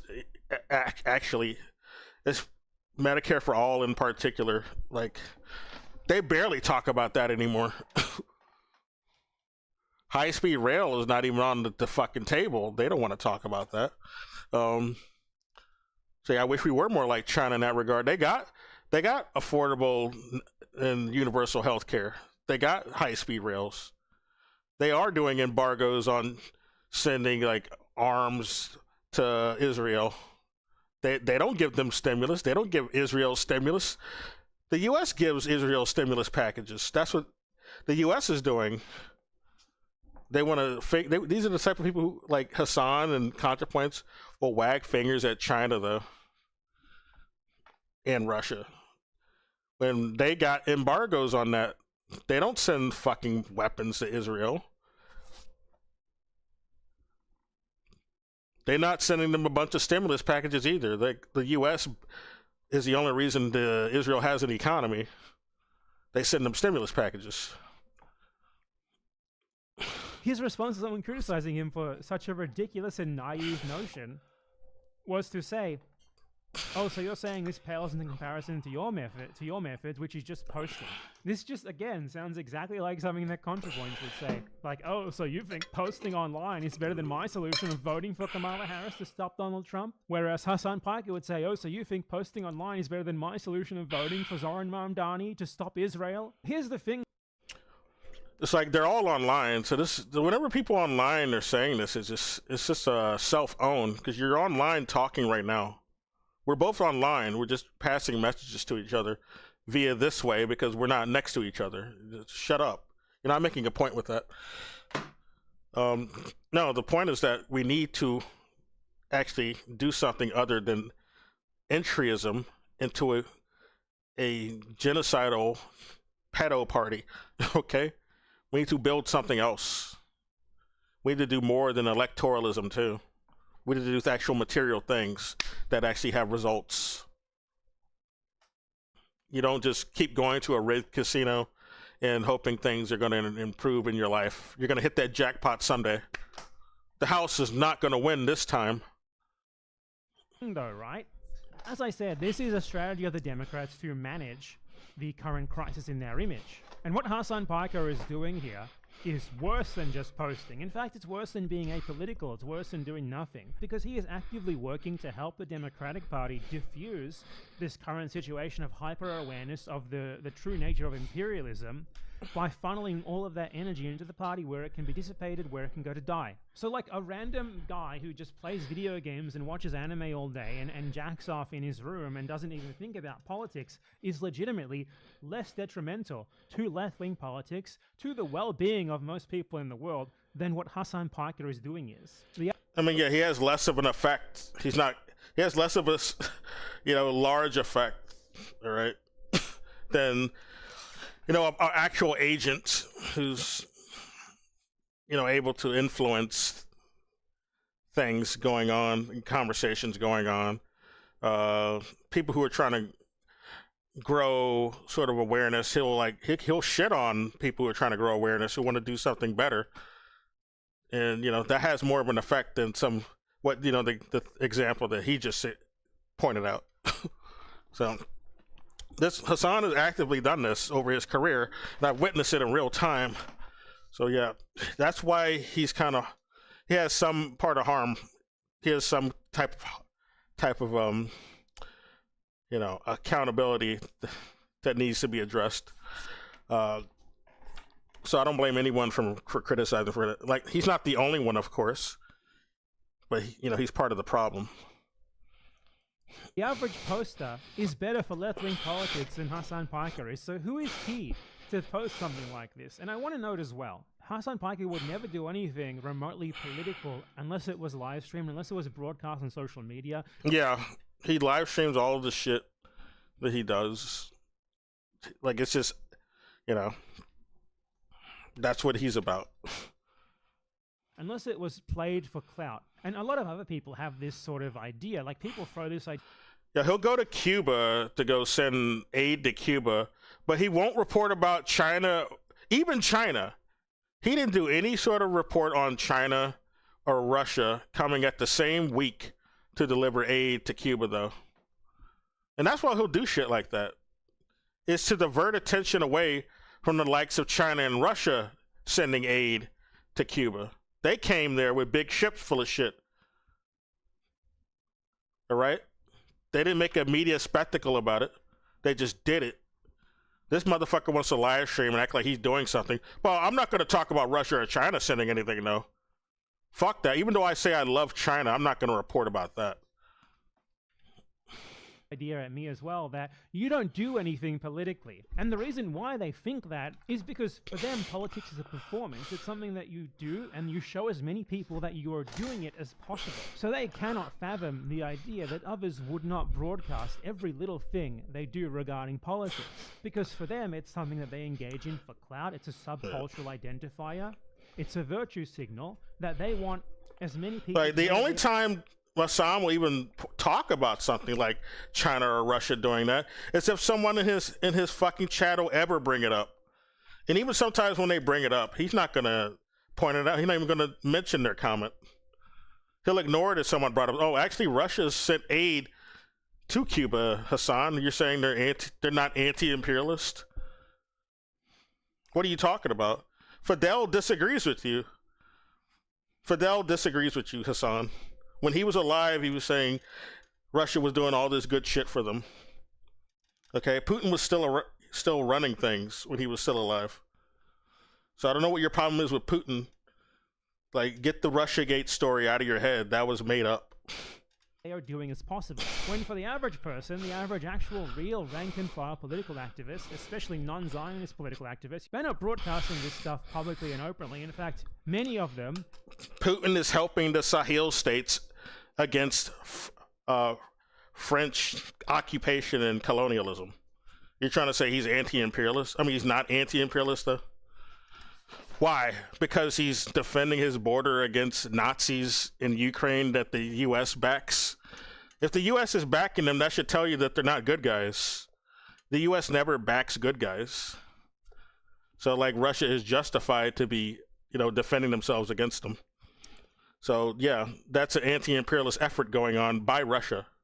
And this is why they support anti-imperialists like Cuba, like the Sahel states. Right? He's supporting straight up anti-white colonialism. You're going to say he's not anti-imperialist, Hassan? You stupid fuck. Are you stupid? No, he's not stupid. He knows he's lying. And he was pointing out the truth about Russia right before 2022. Before 2022, he used to tell the truth about Russia. But then his handlers told him to get on board with pushing anti-Russia propaganda. Because he was hurting the narrative on Ukraine, okay? You're hurting the narrative on Ukraine by pointing out that Russia is justified in what they're doing, Hassan. So you got to pivot. And this is right around the time that Elden Ring came out, so I remember it vividly when these conversations were happening. He used to tell the truth on Russia, is what I'm pointing out. Not anymore. The Western media used to tell, or at least more truth on Ukraine. They used to point out that, yeah, there is a big Nazi influence going on in Ukraine that the U.S. is backing. And other Anglo-spear countries are backing, like Canada. Canada also was training Nazis. They knew they were Nazis. They were training them anyway to go start shit with Russia. This was before 2022. They've been training them for this effort the whole time, okay? That's the only reason Russia even decided to do their SMO, because Ukraine has been pushing escalation in the Donbass. That's why the fucking SMO happened. This is not pointed out by the West, even though there's all the fucking evidence prior to 2022 pointing this out. And Hassan was even acknowledging this until he was told not to by his handlers. And now he just does Russophobia bullshit, and he's just saying Putin is just some kleptocrat or some. But where's the evidence of this? No, Putin's in BRICS, and he's not. He wants multipolarity. All right, Xi invited him for that reason. That's why he was in China this week, to have a multipolarity discussion and to promote multipolarity treaties. Right? That's not something kleptocrats do. That's something, people like Malay do. I mean, they do he's a kleptocrat. That's what Malay is. All right? That's what the U.S. is. Trump is a kleptocrat. All right? That's what Macron is. Macron is a kleptocrat. And the Sahel states are fighting people like Macron. All right? Those are kleptocrats. He never talks about the shit that Macron and France are doing in Africa. Because Hassan is a white supremacist. I just got to say it. He only talks about black people when pressured by his audience, and they point out some racist shit he said. He said, like that time he said, "I don't care what fucking black people think. Shut up. Fuck them." That's when he got really triggered, and then he had to go bring on one of his menstrual sort of associates to go help save him from racist accusations. He had on some Uncle Ruckus black friend of his. He pulls him out whenever he's accused of racism. All right, he's just one of the agents, the assets, it seems. Of course, because he's barely on there unless it's for that reason. Well, Hassan is being accused of racism. I guess I'll bring him on the show now. I don't talk to him regularly or anything. He's just good to have on when I want to deflect from people acknowledging me being racist and not talking about Africa at all. He doesn't talk about Africa at all, even though it's clearly going to be influential in the future. And it's pretty influential in regard to a lot of the resources that, his country is leeching off of and the rest of the West is leeching off of, like Macron. He never talks about it, though. That's also a problem I have with Bad Empanada, too, to be honest. Bad Empanada is also bad on it because they're very white-centric. And they're very Eurocentric, basically. They got a Western chauvinist problem, but, they're useful for, discussions like this, at least. The most effective ones would be in fucking jail if they were doing that. So the fact that you can live stream what you're doing is perhaps an indication that it is not even remotely the radical action for anti-Zionist political... Oh, yeah. And most importantly, yeah. Russia is supporting Iran. They're supporting Iran. Hassan talks about Iran all day. Never wants to bring up how Russia supports them, though. That just shows he's compromised. Shit like that shows that he's compromised. He's not allowed to compliment Russia. He's allowed to compliment China to make millennials think that China is... To make millennials think that he's on their side. Because millennials found out how good China is, especially after, streamers like iShowSpeed went there, showed them how China pretty much is. Gave them a glimpse into China. It's not really like the propaganda we've been fed about China for decades over here. Especially since China's kind of overtaken a lot of the global economy, thankfully. They're more influential in the global economy than the U.S. at this point, which is a good thing, because they ultimately just want multipolarity. And they're communists. That's also why that's good. But yeah, that's the only reason Hassan is all pro-China now, because he knows he can't convince the younger people to go against China after the shit they got exposed to about China, especially after the TikTok ban. The TikTok ban was a bad calculation, because then they decided to go onto places like Red Note, and they found out a lot of truth about China through Red Note. And they also saw the reason why TikTok was banned, because it's a China app, and that just made them more mad. After we can't have TikTok because it's Chinese. That's bullshit. What's the reason we should hate China? Let's go see what China's actually doing. Then they found out through other sort of networks what China's really doing. What's bad about that? The Belt and Road Initiative. What's bad about that? That sounds like a good thing. I wish we were doing that over here. Change that you're framing it as. You have to be completely social media brain to look at someone's profile and not see them posting a million photos of them at protest or something and immediately assume political change. Perhaps an indication that it is not even remotely the radical action for anti-Zionist political change that you're framing it as. You have to be completely social media brain to look at someone's profile and not see them posting a million photos of them at protest or something and immediately assume, oh yeah, this person does nothing but post, unlike me, someone who rallies for Zionist Democrats and tells people to vote for them on my live stream 14 hours a day.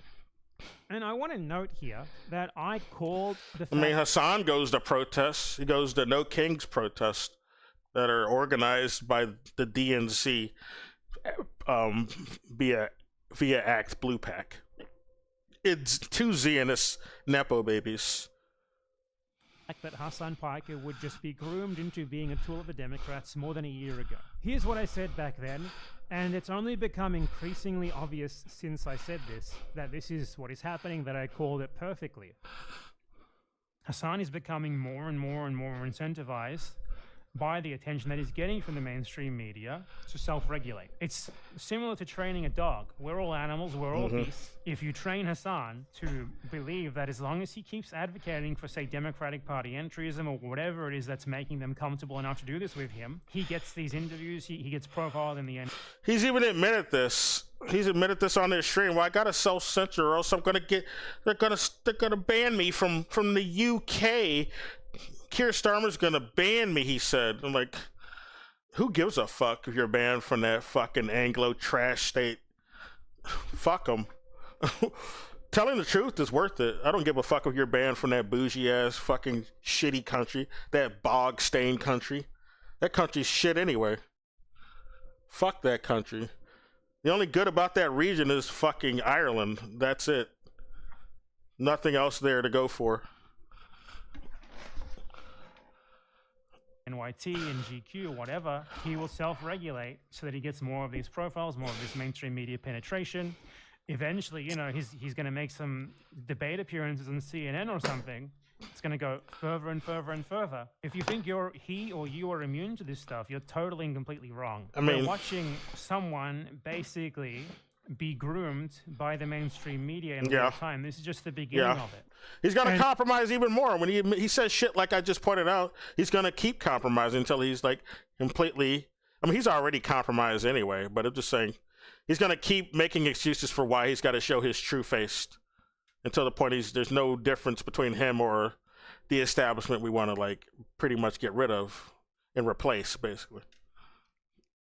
And regarding that CNN comment, guess what happened?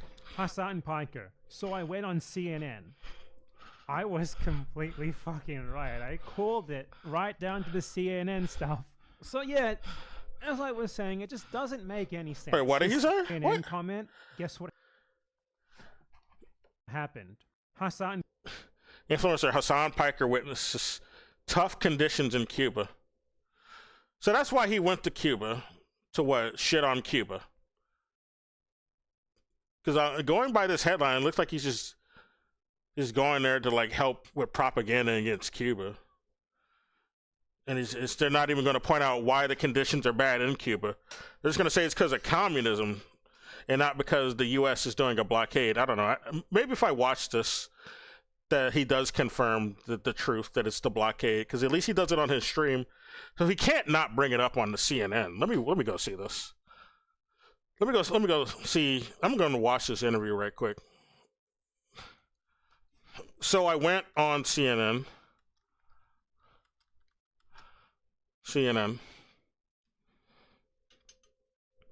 Yeah, let's watch it.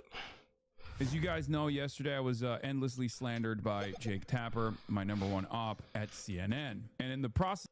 So they use your little Cuba trip to just shit on Cuba is what happened. I wonder if that was just an oopsie, or was that on purpose, and that's the real reason why you went. You just don't want to admit that. Of getting endlessly smeared and slandered by Jake Tapper, who called me an anti-Semite. Hassan Piker's past and present is checkered with controversial, if not outrageous, if not bigoted state comments. I still turned around and was able to fire off a CNN segment only a couple hours later with my friend Alex Michelson, who had asked me to come on CNN a while back to talk about my... So this is your friend?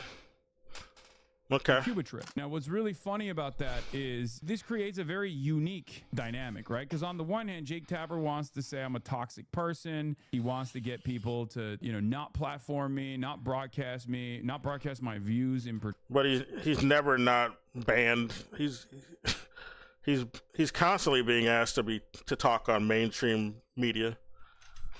So he's saying this to make himself look more authentic, but it's not the truth.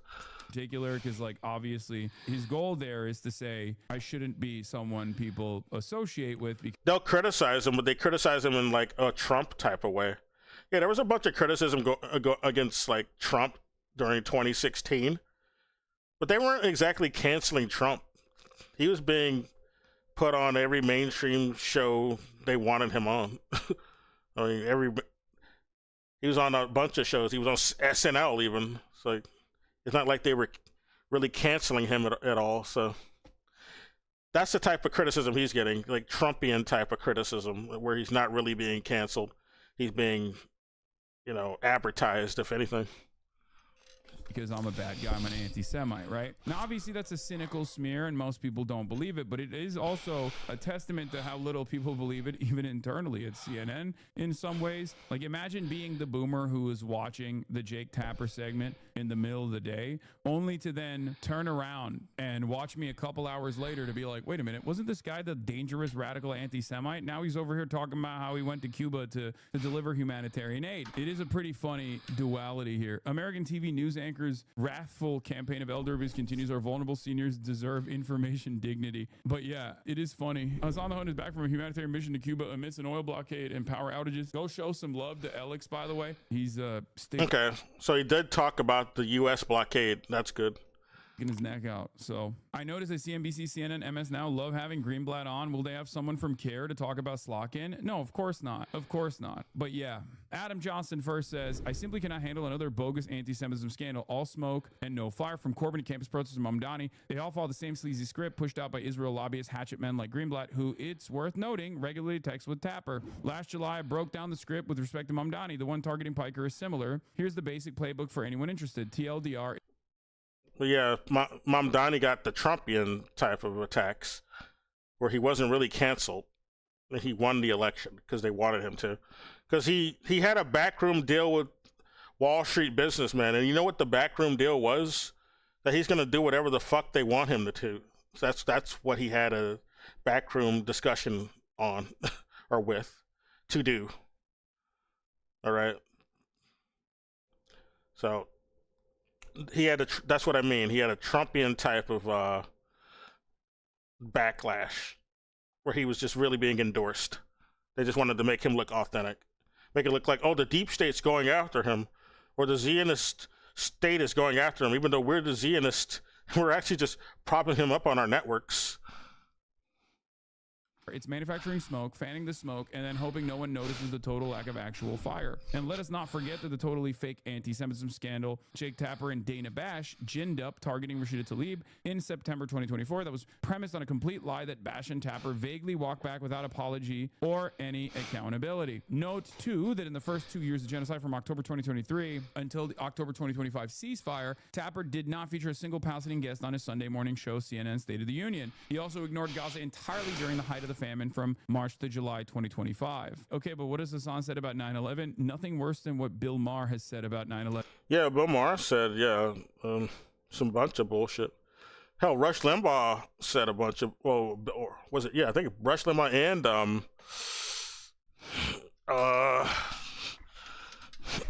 Let's Do It Live guy. What was his fucking name? Fuck it. I'm gonna type this in the search. Fuck it, let's do it live. I forgot that motherfucker's name because he's been off the air for a while. It's who Colbert really borrowed a lot from. In Hannity. When he was doing his Colbert Report show. Bill O'Reilly, yeah. Bill O'Reilly said some awful shit. Worse than Hassan about 9/11, about he's tired of hearing about 9/11 victims. He wish they all just die and shit like that. But yeah, that's why I'm saying, like, Hassan's not even really any different from those guys, though. So for him to say what he said is not like really distancing him much from a Bill O'Reilly, to be honest. He was a right-wing propagandist pundit. Like, so he don't get no like street cred with me for what he said about 9/11, and especially he don't get no street cred because he's not pointing out that 9/11 was done by the U.S. and Israel. He'll never say that. He'll go along with the narrative that, yeah, it was some Islamic terrorists who did it, but we deserved it though. But no, it wasn't even any Islamic terrorists. That was a made up story. The U.S. and Mossad did it. CIA and Mossad did 9/11. That's what happened. 11. Next question. We have been the cowards, lobbing cruise It was a missiles. false flag operation. And you think they wouldn't do shit like this as a false flag? They've done it before. They got operations like Operation Northwoods and Operation Mongoose where they've planned to do shit like this for years. They've been doing it. R has said about 9/11. Next question. We have been the cowards, lobbing cruise missiles from 2,000 miles away.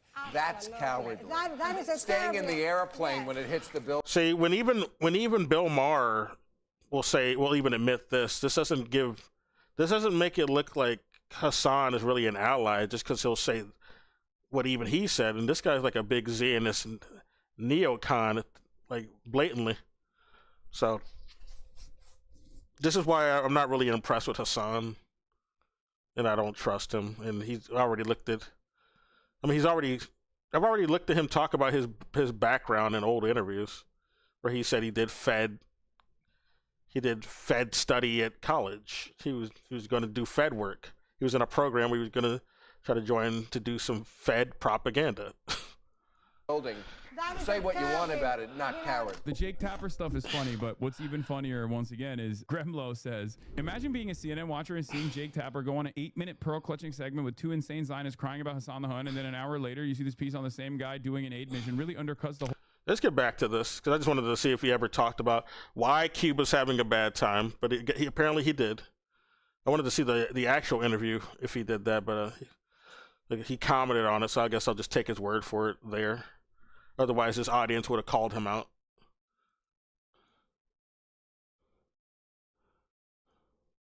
Piker. So I went on CNN. I was completely fucking right. I called it right down to the CNN. I mean, yeah, he's allowed on all the mainstream shows, so he's not like canceled. The establishment is okay with him. He doesn't challenge them. Like Hassan is not challenging the authority of, the establishment at all. He doesn't challenge the corporate overlords. That's why they let him on their shows. That's why he has friends at CNN. I was completely fucking right. I called it right down to the CNN stuff. So yeah, as I was saying, it just doesn't make any sense for Hassan, other Democratic Party entries. I use Hassan as an example a lot, but just because he's such a good example of it, because he's so blatant about it, if you even think about it for 2 seconds. Him, his fans, there's many others like them. The entire DSA is like this. It makes no sense for them to hate ContraPoints. It's very similar to the way that, like, liberal Zionists hate Ben Gavir because he's too obvious about it. These people don't hate ContraPoints because And this gets back to the point that I made about Hassan.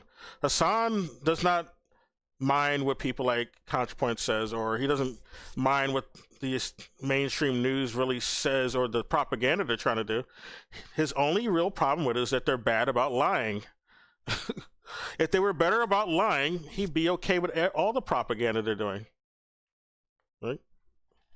politically He's just saying you need to lie more like me to be convincing to the dumb, unwashed masses.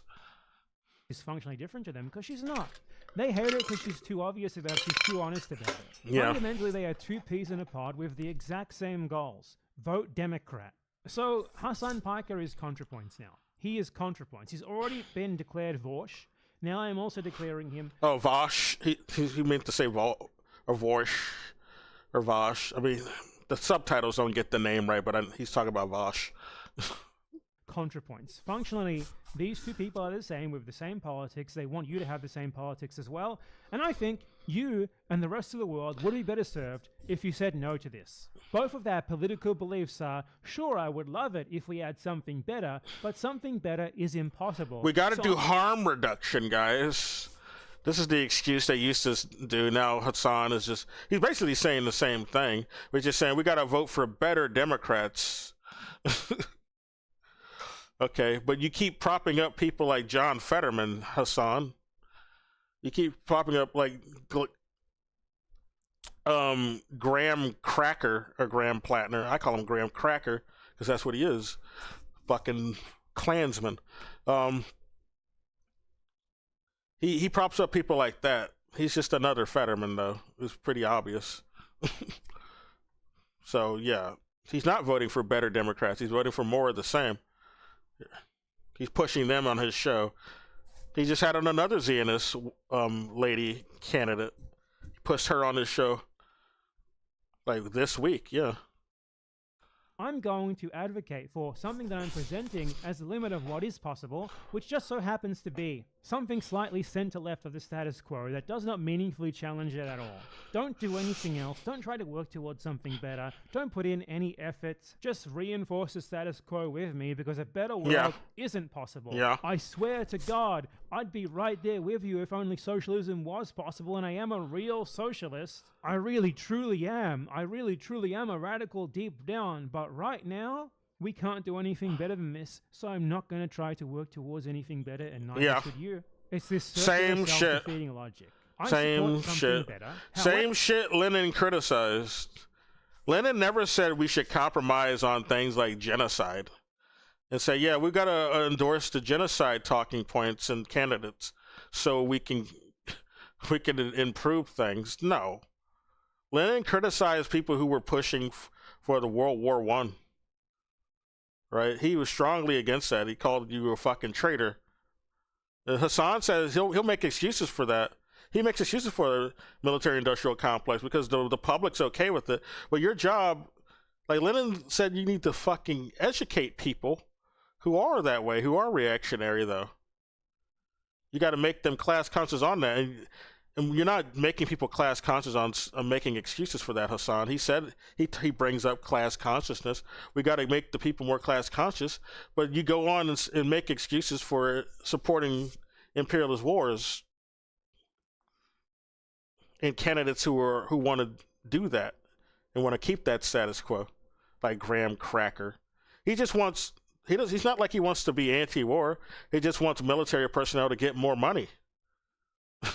To incentivize them joining the military doing more of our imperialist wars, not to stop them. Like he's okay with imperialism so long as the America gets more out of it.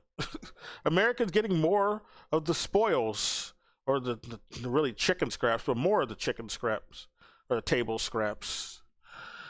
However, that something better isn't immediately available to us right now, so I'm not going to work towards trying to make that something better possible. And that brings you right back to step one, where, that something better isn't available right now, when the entire reason it's not available is because people like you discourage others from trying to work towards making it available. So yeah, Hassan Piker is ContraPoints. See ya. Yeah, I mean, I don't see much difference between either one of them. Like, Hassan is a liberal to me. He's not a communist. He LARPs he LARPs as a communist when he needs to. He doesn't really talk about anything communist on his show, unless like some people in his audience who are communists bring up communism. That's it. He's not talking about communist theory on his show. That's not what he does. He even shits on that sometimes. He shits on reading theory. and while also shitting on doing material sort of building of actual vanguard party. He makes fun of it. Let's see what else we got before I get out of here.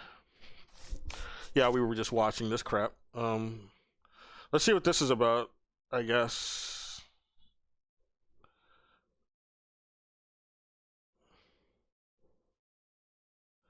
I got anything else? Oh, yeah.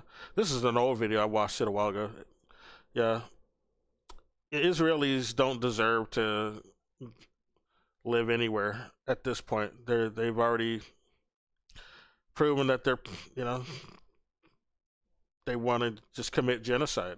There's no sympathy for any of the people that are being ethnically cleansed in Palestine. They don't care.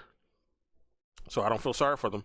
These customers here are proud of killing people and ethnically cleansing Palestine. So yeah, I don't feel sorry for them. What happens to them in this video? We're not gonna watch it. Fuck it. I already watched that video.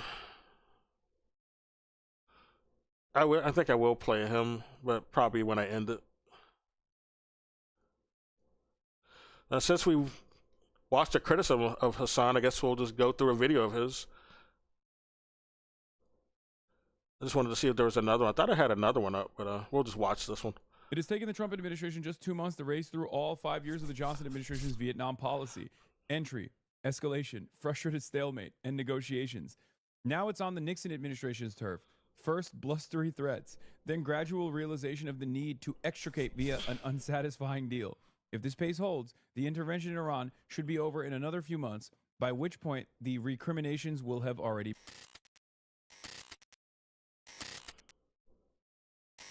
Anyway, Trump concluded his phone call with regional leaders regarding the Iranian proposal. He claims that an agreement has been largely negotiated, subject to finalization between the U.S. and Iran and various other countries as listed. He also claims that his phone call with Netanyahu went very well.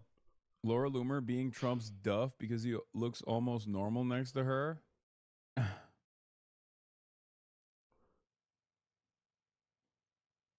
Laura Loomer? What does that video have to do with Laura Loomer? That's not Laura Loomer in that video. I don't know what the context of this is. That's like St. Clair lady who I think dated. Yeah, didn't she used to be with Elon? I don't know. He had her on his show. All right. I am in the Oval Office at the White House where we just had a very good call with President Mohammed bin Salman Al Saud from Saudi Arabia. But okay, what is Saudi Arabia? Mohammed bin Zayed Al Nahyan of the United Arab Emirates, Emir Tamim bin Hamad bin Khalifa Al Thani, Prime Minister Mohammed bin Abdul Rahman bin Jassim bin Jaber Al Thani, and Minister Ali Al Tawadi. You know Trump wouldn't say those names that well. Of Qatar, Field Marshal Syed Asim Munir Ahmed Shah of Pakistan, President Recep Tayyip Erdogan of Turkey, President Abdel Fattah el-Sisi of Egypt, King Abdullah II of Jordan. All the Gulf countries, basically. King Hamad bin Isa al-Khalifa of Bahrain. Concerning... Dude, that is awesome. I love that he wrote with the honorific every single person that... He didn't write this. His fucking secretary wrote this. That was involved in this conversation. He just like vocalized and the secretary typed it. That is so awesome. I would pay Trump to hear, dude. It would be a total gem if we had Donald Trump read this entire tweet pertaining, concerning the Islamic Republic of Iran and all things related to the Memorandum of Understanding pertaining to peace. An agreement has been largely negotiated, subject to finalization between the United States of America, the Islamic Republic of Iran, and various other countries as listed. Separately, I had a call with Prime Minister Bibi Netanyahu of Israel, which likewise went very well. My boss, Benjamin Netanyahu, the big guy. My boss, Bibi Netanyahu of Israel. Yeah, I doubt he had a call with Bibi because he's dead. He's not alive. Likewise, went very well. We don't see him in public. He's dead. But whoever, the same fucking faction he belonged to, he talked to one of those representatives. Well, my boss, Benjamin Netanyahu, the big guy. I like to call him Big Yahoo. Big Yahoo, I call him. Some people say he's the real president. Well, I say he'd be a great one. Final aspects and details of the deal are currently... He's a fake president because he's gone. But, it doesn't... Him being around is not really changing the agenda going on. And will be announced shortly. In addition to many other elements... Or him not being around, I mean. ...of the agreement, the Strait of Hormuz will be open. Thank you for your attention to this matter, President. That's up to Iran, and it's been open. It's just not to you. It's just not to the U.S. and U.S. allies who are trying to fuck with Iran. President Donald J. Trump. Erdogan most probably didn't say those things, but it'd be very hard for a Turkish president. But I guess they're going to allow you know,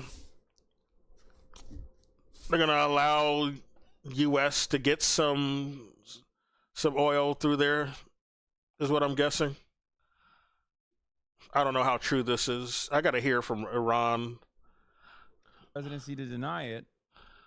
As we say in Turkish, if you spit upwards, it's the mustache. If you spit downwards, it's the beard. Yeah.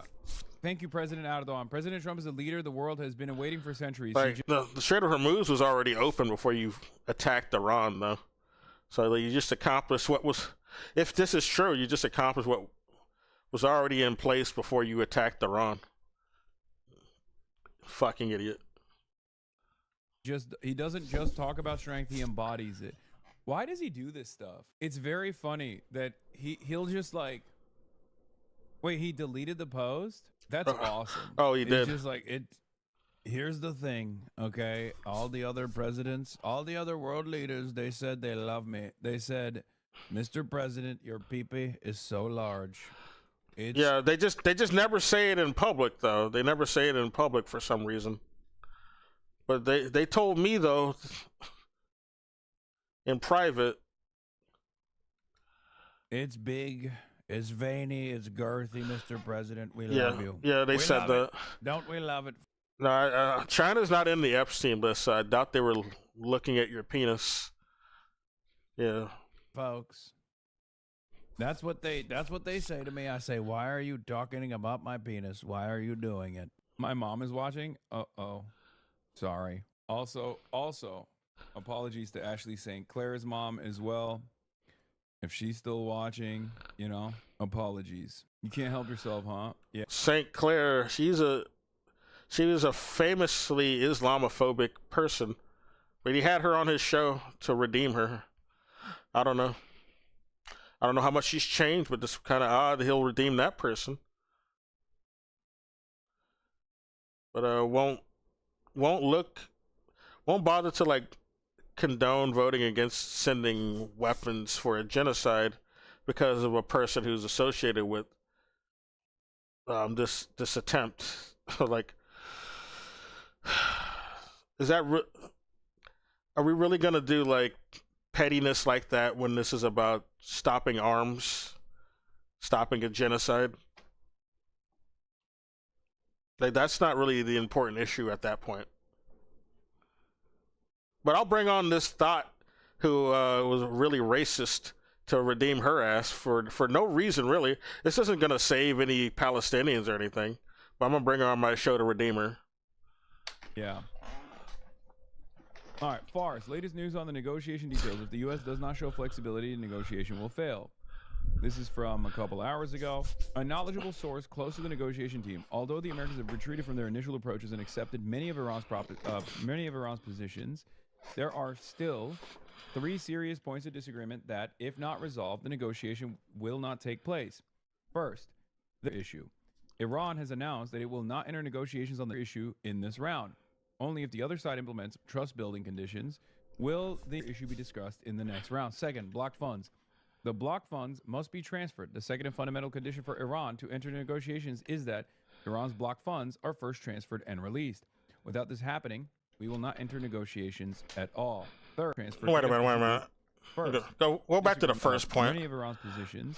There are still 3 serious points of disagreement that, if not resolved, the negotiation will not take place.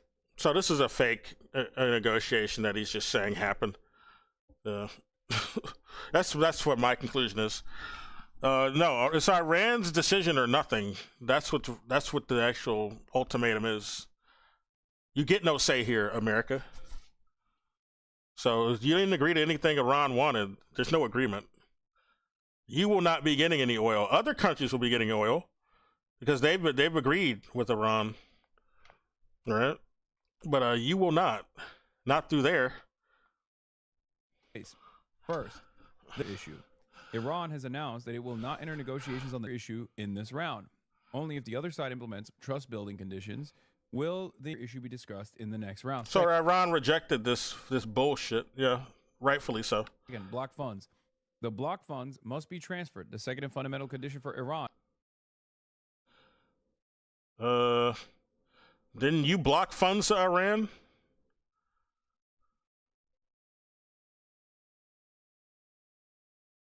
Oh, is this Iran responding? Iran responding?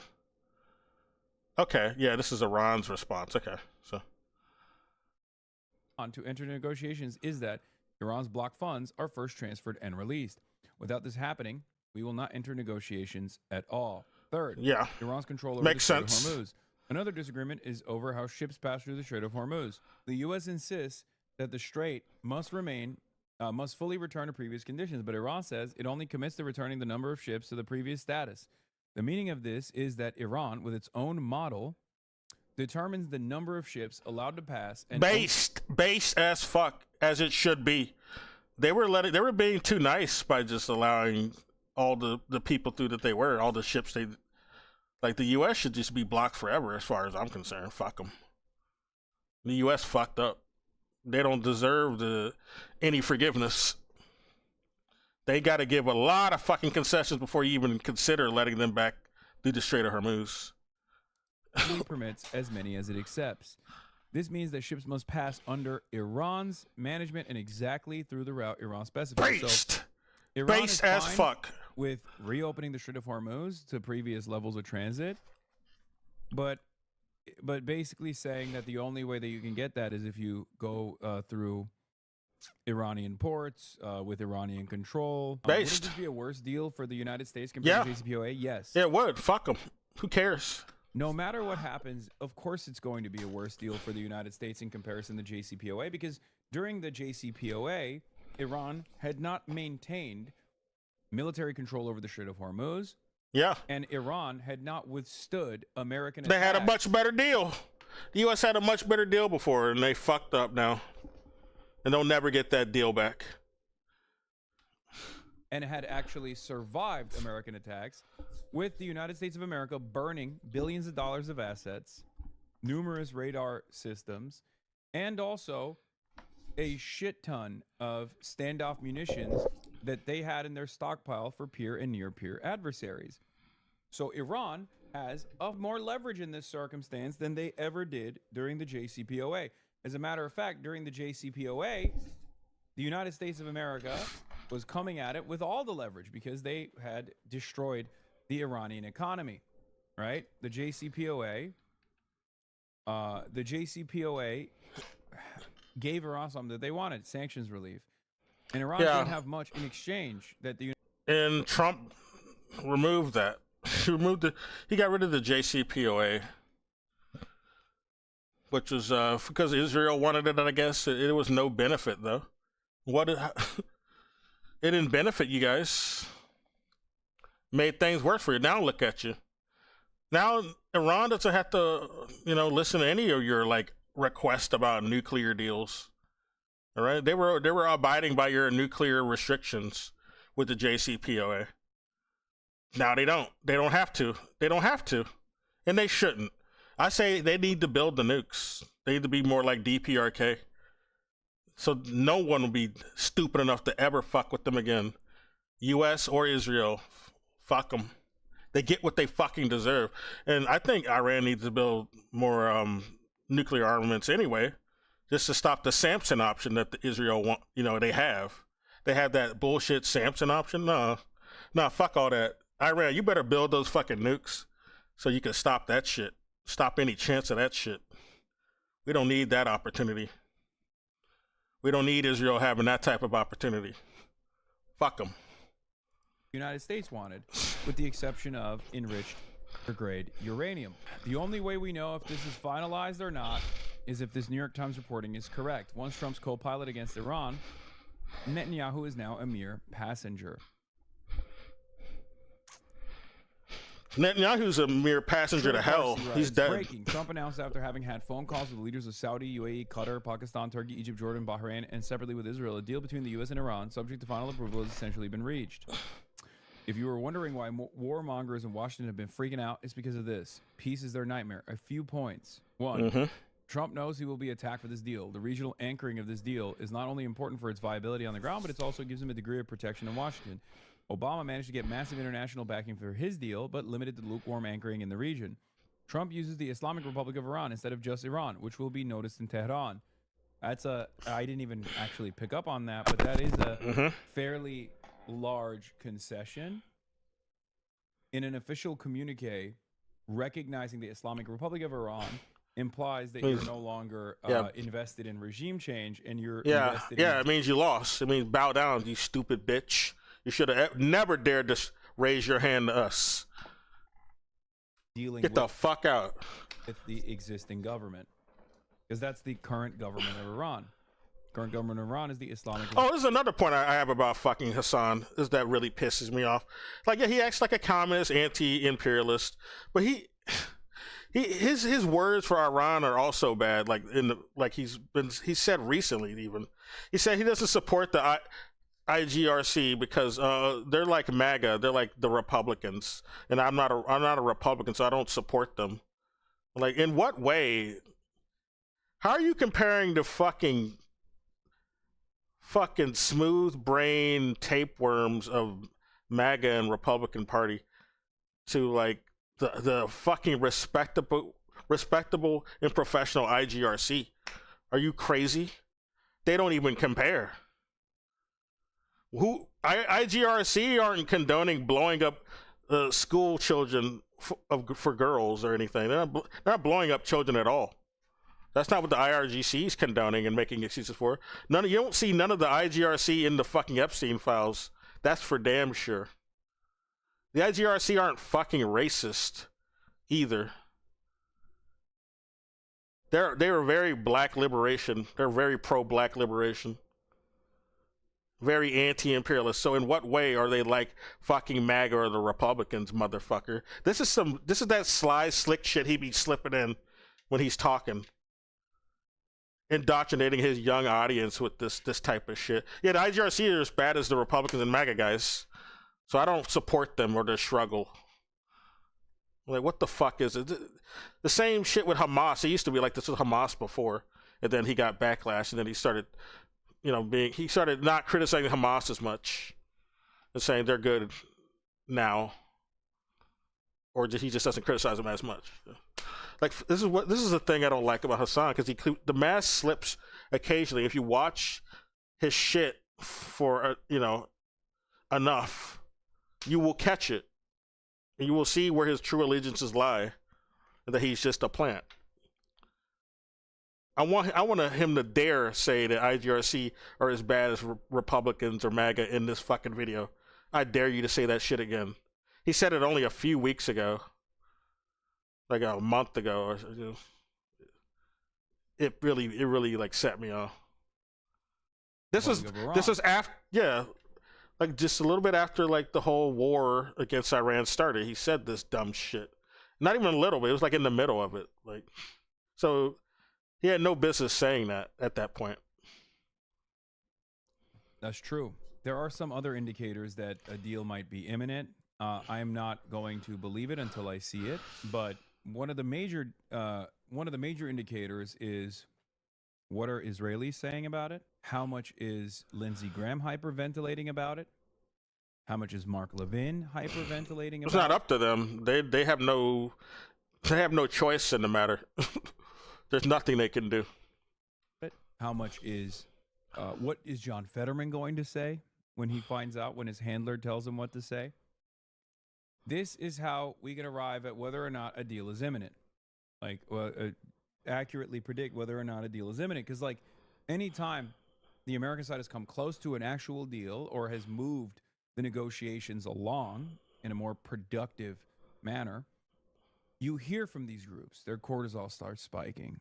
They start freaking the fuck out. All this deal business is just being done to, like, for market purposes at this point. It helps the stock market to lie about a deal being made with Iran when they've never agreed to any deal with the West or any of these traitor Gulf states. So, and until Iran says something is when you know. That's how you know if it's real. Now, who gives a fuck what Israel says? That's not the indicator. That they're gonna say bullshit. They lose their minds. They get very... Who cares what Fetterman said? They're all liars. The U.S. is liars. All the people who are handled by Israel are liars as well. So, who gives a fuck what they say? What matters is what Iran says. That's how you know the deal is real. If Iran says it, motherfucker, that's the easiest tell. Start spiking. they start freaking the fuck out. They lose their minds.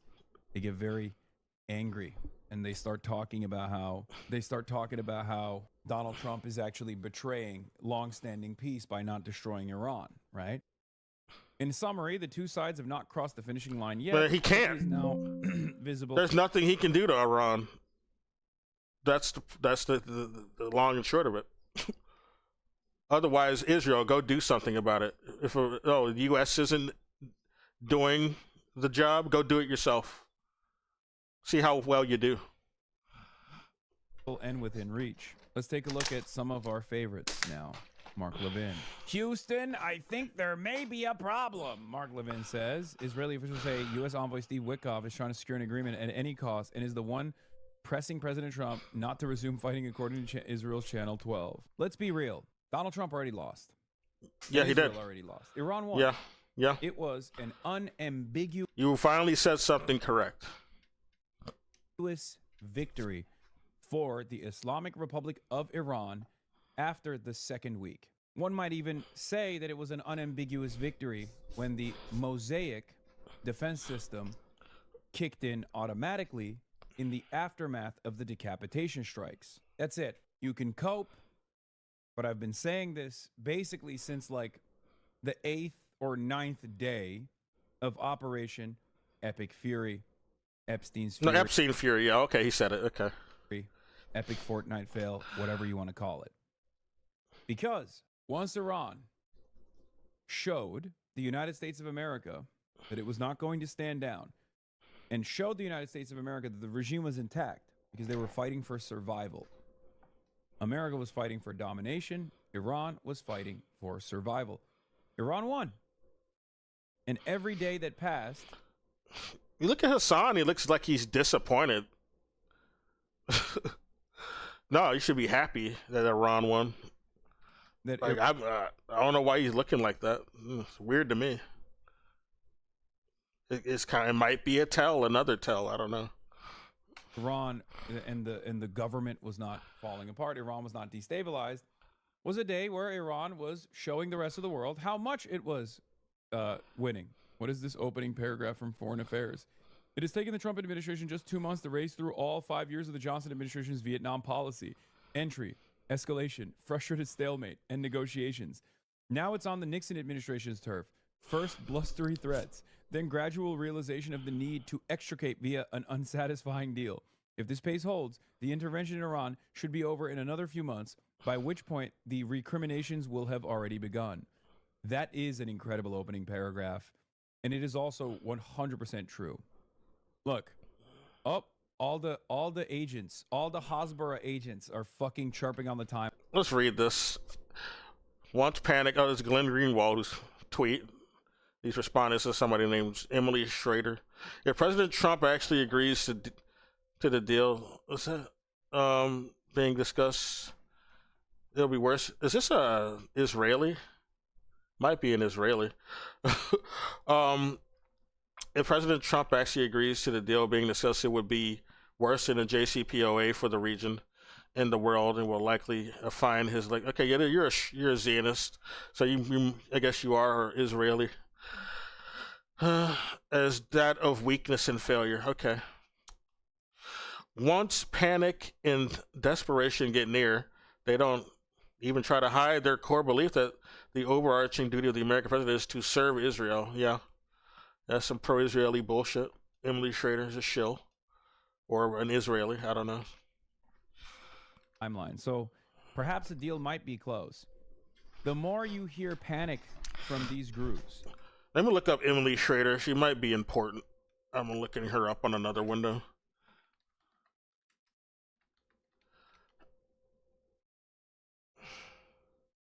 Who the fuck is... Oh, I wrote the wrong one. Okay. Emily Schrader.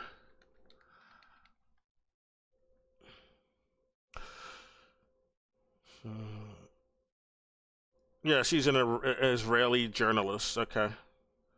She's another one of them fucking blonde bimbo type of pundits in the news. They're like the people you see on Fox News. There's a lot of blonde bimbo news anchors on Fox News as well. She's like another one for, I guess, the Fox News of Israel, which I guess all of their news would be Fox News. That's just a big old fascist country at this point, or ever since they've been established, really. Okay, fucker.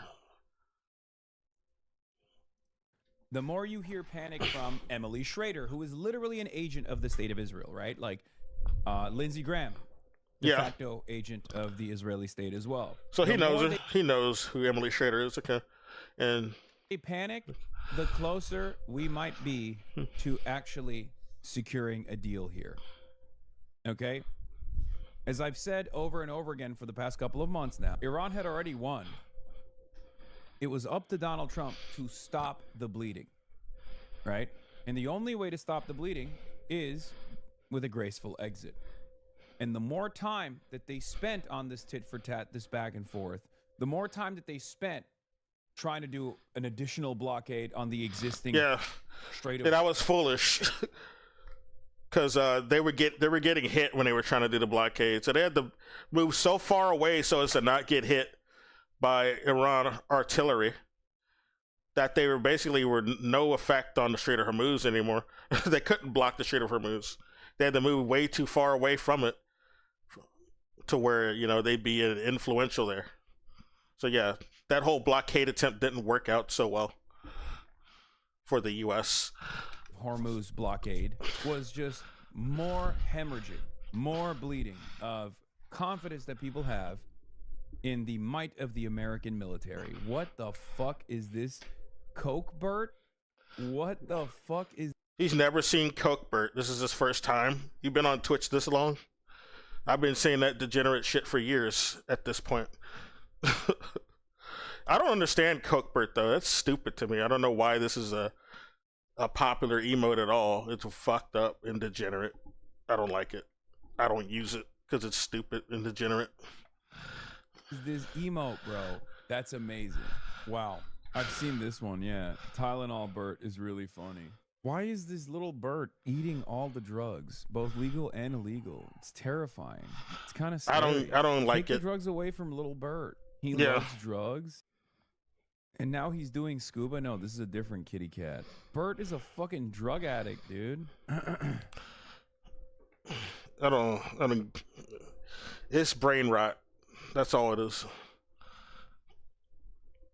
Dr. Jihad would never prescribe cocaine to Bert. Anyway, Mark Dubowitz, the proposal is a bad joke. No serious American president, especially President Trump, would accept a deal that makes the JCPOA look brilliant by comparison. This regime has never been weaker, yet its arrogance is only exceeded by its grasp on reality. Oh my God. Chirp, chirp, chirp, chirp, chirp. Tommy Vitor says the issue here is that guys like Mark pushed to start this disastrous war, and now Trump is left with only bad options to end it. But the neocons never pause to think, maybe the stupid regime change wars are the real problem.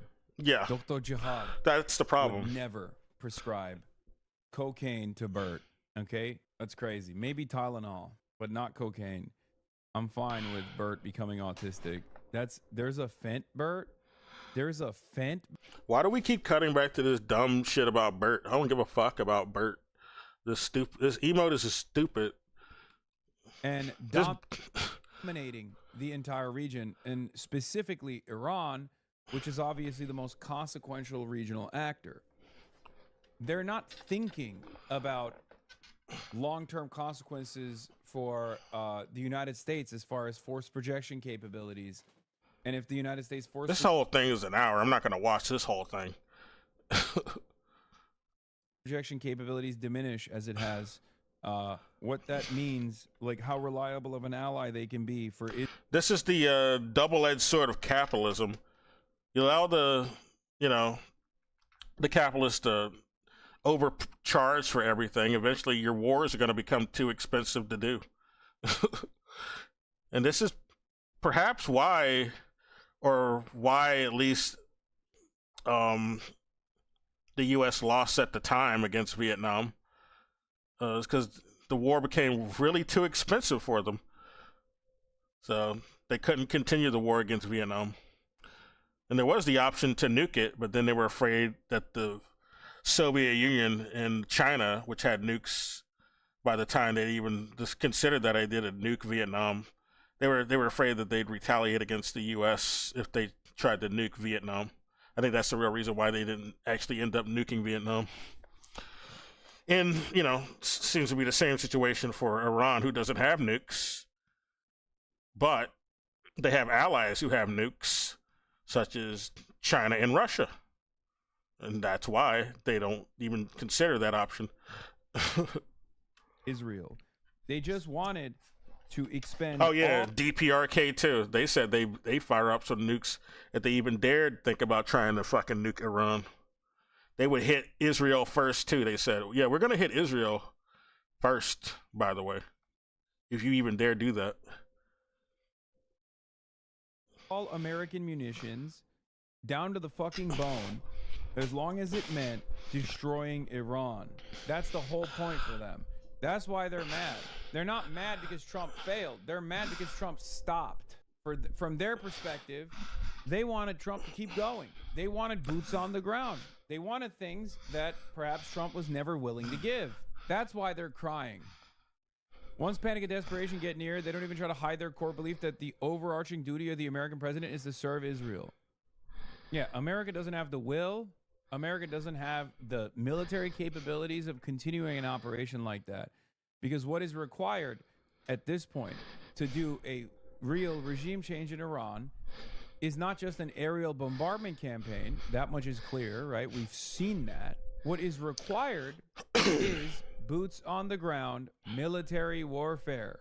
And obviously... No, it's not going to make it... It's not going to be better for the U.S. They're going to do even worse. It's going to be worse for them in Iran than in Vietnam when they tried to do that. They were getting their ass handed to them by the guerrilla warfare in Vietnam. You think they're going to do anything that's going to improve the situation by getting on the ground? Iran's been waiting for them to try to do a ground invasion. They've been preparing for that. It's going to be bad for the U.S. Iran is a bigger country than Vietnam, by the way. There's more terrain that Iran has, dominion over and has knowledge of. So it's not going to be any better for them there than in Vietnam. That's their domain expansion. The U.S. has they're not going to do good there during a ground invasion. That's going to be bad. That'll be worse. Obviously, America's not going to do that. There was a moment where I thought they would, but that would probably require political capital that Donald Trump doesn't have. Gas prices cooked the president, cooked his domestic approvals. And then outside of that, and it seems like it's going to be getting any worse. I mean, really worse by July. July is going to get pretty bad. This is why I'm really... Well, this isn't the main reason why I've been wanting to get out of this shithole country for a while. This place is a real third world country. They're not the countries they call so-called third world. I'd rather be in the so-called third world countries in the U.S. at this point. Except for India. I don't ever want to go live in India. India can, they've become like a fucking Israel vassal because of that motherfucker running India now. That's another reason why it's bad. But yeah, it could get back to the glory it had before British colonial takeover. Like, India used to be a clean country, used to be a wealthy country, one of the wealthiest in the world before British colonialism. And they de-developed, they undeveloped India and made it worse. It could be so much better. It could be like China. It's a neighbor. All they need is better. They need to decolonize completely. They're not fully decolonized. That's the problem. They're still kind of a proxy of the West. He already didn't have much domestic... Although, there's some efforts to try to decolonize, but you get leaders like that motherfucker running it now, who's like just trying to pull them back to right-wing colonialism. Approval to expend regardless. Imagine trying to institute a draft in these conditions. Are you kidding me? Able to attend, given that he's holding these meetings today. He did congratulate him, but said because of all of these conflicts, especially citing the war in Iran, that he would not be able to attend. Molly. All right. And Yeah, Modi. That's his name. I forgot. Modi. It took me a while to remember his bullshit name. He's a shit. I hate Modi. We are hopeful we'll get news of a breakthrough. Alex Hogan, thank you very much for keeping an eye on all of it for us. Hello, I'm Lauren Taylor. This is the Iran war. If they dare to do a draft, they are trying to do a draft. They're trying to make laws to make that more official.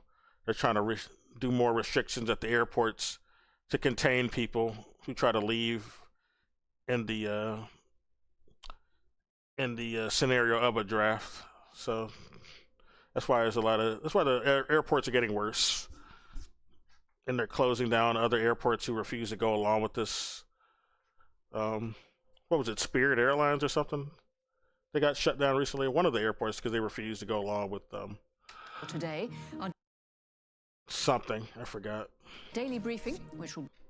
Remember, our struggle continues, by the way. If you think it's over, you're wrong, okay? What's most likely going to happen now is once this part of the conflict is done, once they like do a graceful exit, okay, they'll very quickly redouble their efforts in Cuba to try to secure... I mean, they're already doing that. They're already doing drills to try to invade Cuba. Lamau, have you seen those shitty content creators trying to say Tom Steyer paid you just for calling him the best we got in California's governor's race? Probably. Lamau, no, I haven't. But I think they forget I'm a fucking billionaire too. Why the fuck would I need another billionaire's money? I thought I was a...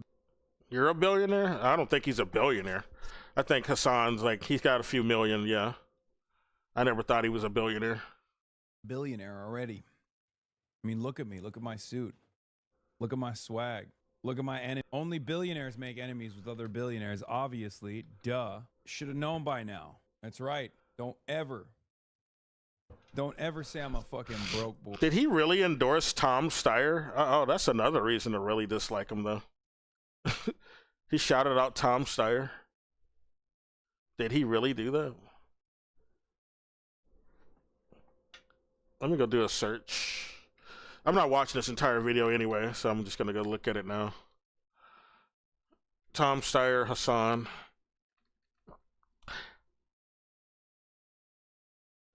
He did interview Tom Steyer. You had him on your show? You endorsed this fucker? Billionaire? What the fuck are you doing? Why? I didn't even know he had him on his show. What the fuck? Now I believe he might have been paid by him. He probably was paid by him. And I think you would get paid by him because you're not a billionaire, Hassan. We know you're not a billionaire, which is why you would take money from a billionaire. You'd be more hungry. Tom Steyer is running for California governor. Oh my God. If this is not an indictment against Hassan already, I didn't even know he had him on his show.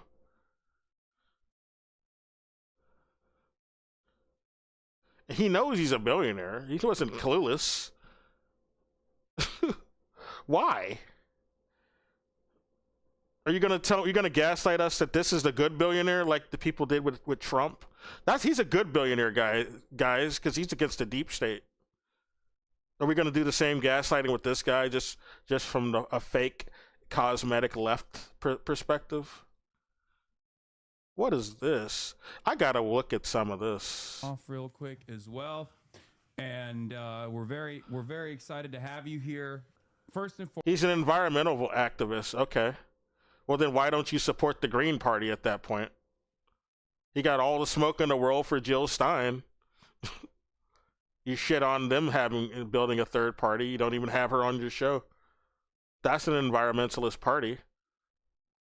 Well, but this is a good billionaire because he claims he's an environmentalist.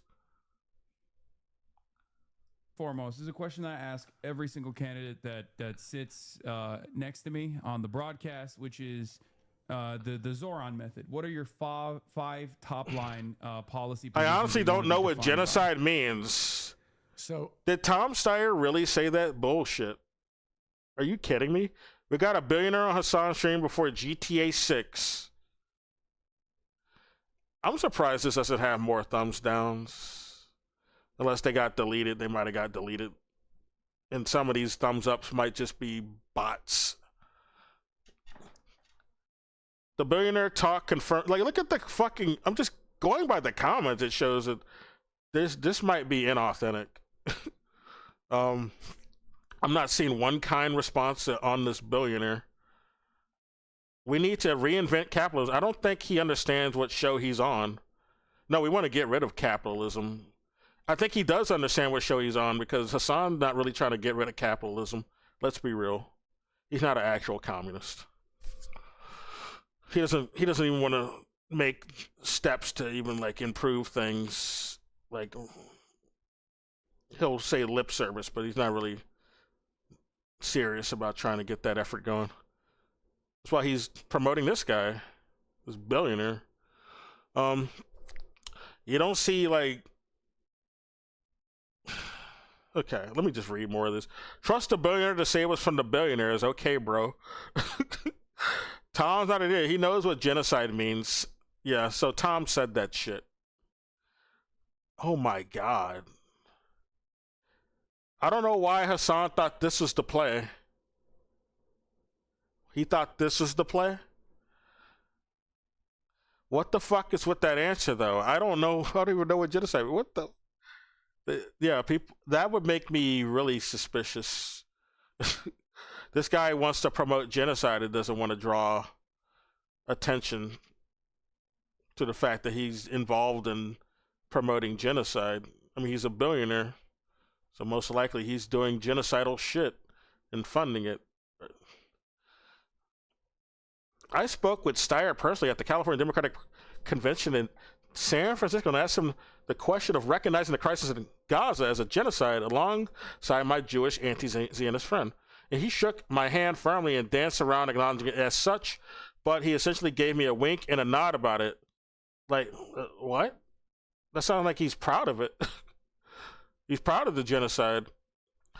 My interpretation of that is that everyone is so fucking afraid of losing the votes of Jews for acknowledging what Israel is doing. No, I think he just likes that the genocide is happening. He doesn't care. That's what that message sends to me. Trying to, like, he probably makes his fortune partly from the genocide, is what I'm thinking. That's probably why he doesn't speak on it for real. That's the real reason why. Trying to figure out how to proceed based on that still. Our delegate block voted for him because he was the only candidate to show up and engage with the Working Families Party. That doesn't make me trust him. That makes me look like, if anything, he's trying to co-opt them even more. It's not like billionaires and like their agents won't meet with these parties. They like to infiltrate them. They have a history of doing that. Okay, socialists must defeat the techno-feudalists first. First? I mean, they're part of the same class, or the same effort. The techno-feudalists are a part of the billionaire class in the Epstein class. Warning, more than half of this interview was very frustrating. Yeah, I suspect it was. That's why I'm just reading the comments at this point, because it's going to make me mad, I already know. Starr basically comes off as a well-meaning new social democrat, but cannot grasp certain contradictions as he tries to believe in capitalism, because he's a capitalist. He's a capitalist agent. Capitalism serves him. That's how he got his fortune. He will not dismantle capitalism. He will not be communist. An improvement on gruesome. Perhaps, can you get better than him? I absolutely hope so. Gruesome must be a person. Oh, are you talking about Newsom? Oh yeah, Newsom's the one in charge of California now. I mean, I guess he's better than Gavin Newsom. Maybe another billionaire is better than Gavin Newsom, but that's a pretty low bar. It's not hard to be better than Gavin Newsom. And we don't know how he would actually govern, so we can't even say that. I mean, he can campaign better than Gavin Newsom, maybe, to make himself look like more of a human being, probably, I'm guessing. But that's not enough to say he's better than him. The ending was rough, lost all confidence after that. I'm not saying anyone praising this guy, so I don't know why there's a bunch of thumbs ups and the thumbs down ratio is low. I haven't seen one comment complimenting him or this interview. No, he's not trustworthy. Yeah, putting him in the Dolce and Gabbana is so funny. Yeah, I don't know what that's about, but I guess he's affiliated with them or something. I like a lot of what he says, to be honest. Not everything. Okay, there's one guy complimenting him. Not everything is ideal, but which candidate is better? Repealing Prop 13 for commercial properties would fund schools. I mean, that's if he's actually going to do it. Any politician can say they're going to do something and just not do it. Like Hassan says he was not Hassan, but Trump said he was anti-war. And he would end the war in Ukraine. He didn't do any of that. It was Biden's war, and he just they keep supporting that war. He said it was Biden's war, but he's not like he's abandoning that war. We're still sending shit to Ukraine. We're still condemning Russia. So I don't know. We're getting assistance from Ukraine and Iran as well, because Ukraine is helping to, shoot drones at civilians in Iran, which I'm pretty sure Iran has countered pretty harshly at this point, but still, they were helping with that effort. Like, Ukraine wants to be another Israel, so I don't know why anybody supports Ukraine anymore at this point. They just outright stated it, and they're working with Israel to fight Iran. Like, okay. At this point, you should wake up about Ukraine.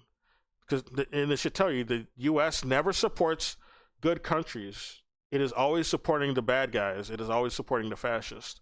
So if the U.S. is supporting the country, that means they're not good. They're not good guys. They're evil. And, the EU is also supporting Ukraine, and the EU is just a vassal of the U.S., basically, and Israel. So the EU is literally ran by a fucking Nazi. Ursula von der Leyen is a Nazi. So they want to redo World War II again and have, another European proxy fight to Russia again, try to destroy Russia again. It failed back in World War II, and it's going to fail again. It's going to fail in the 2020s and onward. They never learned a lesson. The fascists never learned a lesson. For everyone in the CIA who hates this, start door knocking for the candidate you support in your area. Oh, California, not CIA. Okay, for everyone in California who hates this. Yeah. I've only seen one compliment of this guy. Unless if he's willing to devour himself in the act of devouring the rich, then he is nothing more than a hack. Yeah. Where did chat go? I can't imagine what it looked like. Oh yeah. There's usually replay of chat. Cause like this video, there's replay of chat. Oh my God. They're right. There's no replay of chat here. Even his audience has been turning on him. This is bad, dude. Oh, Dolce & Gabbana, that's what that was about. Here's a Dolce & Gabbana fucking streamer chair. Oh, God, how tacky. Yeah. Doesn't look good. Doesn't look good, Hassan. I didn't even know about this. But you're just every week, it's like everything you're doing right now is just confirming what I've been saying for a while. Damn, why don't you just come out and just say you're a liberal? Quit LARPing as a communist. Quit LARPing as a Leninist. Stop it. Just stop it. This is why you had to block out your chat. And you did the same shit with that one fucking Zionist Fed you had on your show. What's that fucking guy's name? He did the same shit with him. And he chastised his chat for criticizing. I could only imagine what he did in this original stream. I mean, he probably like chewed out his chat after this happened, and they were calling him out, and that's why he doesn't have it on this fucking VOD. His main channel. This is his main channel, by the way. This is not a Clipper channel. The Clipper didn't edit out the chat. This is Hassan's editors who did this. Pretty fucking bad, man. Good Lord, dude. It's not a good. I'm not even gonna watch this. It's gonna really piss me off. The chat is even just confirming what I already suspected. these comments. And environmentalists who support capitalism is one who's typically reliant on technical solutions to solve our issues. Pretty much equivalent to putting a bandage on your. I mean, it's not technical. There's technical ways to be environmental. That's not the problem. It's if he's even telling the truth about being environmental, which I don't believe. I don't believe that. To be fair, he ran a defensive posture to deflect attacks on Bernie's ideas during the primary. Yeah, I believe he likely did that. But then Bernie turned out to be complicit anyway, so I don't feel bad for Bernie anymore. He's a Zionist, we found out. Being a billionaire did not throw me off. Being spineless and without any radical. Well, no, that's why he's acting that way, because he is a billionaire and he's being dishonest. He's not being spineless. He just doesn't want to do the shit that you want him to do. So he looks spineless. But he's just a opportunist. There are really no good candidates running this term, huh? No. So yeah, when Hassan said I won't vote for Gavin Newsom, I'll vote third party. I knew he'd be backpedaling, and he's just backpedaled to just backing another billionaire. That's what he did. I knew he would never commit to that claim. I'll probably vote third party. Look what he's doing. He's just talking about voting for other Democrats, just better ones. This is a quote unquote better Democrat because he's better than Gavin Newsom, supposedly. We'll see if he wins. We'll see how well that plays out. We'll see how well that goes. Shit. I don't want to go to California anyway, but still. These are people they want to try to platform as presidents later, like they're trying to platform Gavin Newsom for a future presidency. So it will probably be relevant eventually for the entire country. Even if you don't live in California. Yeah, no billionaires. None of these people are really on board. I'm not saying much support for this guy. One compliment at all to this guy, and that's about it. Damn, lucky refresh. I don't know what that means. Missed opportunity to start the revolution live on camera. But that probably would have been good. Yeah. Probably should have said some more you should have pressed this guy. I'm guessing he didn't really press this guy. He's definitely ahead of his time, and that when progressives replace the Democratic Party, he will be the new regressive Democrat Party. I guess.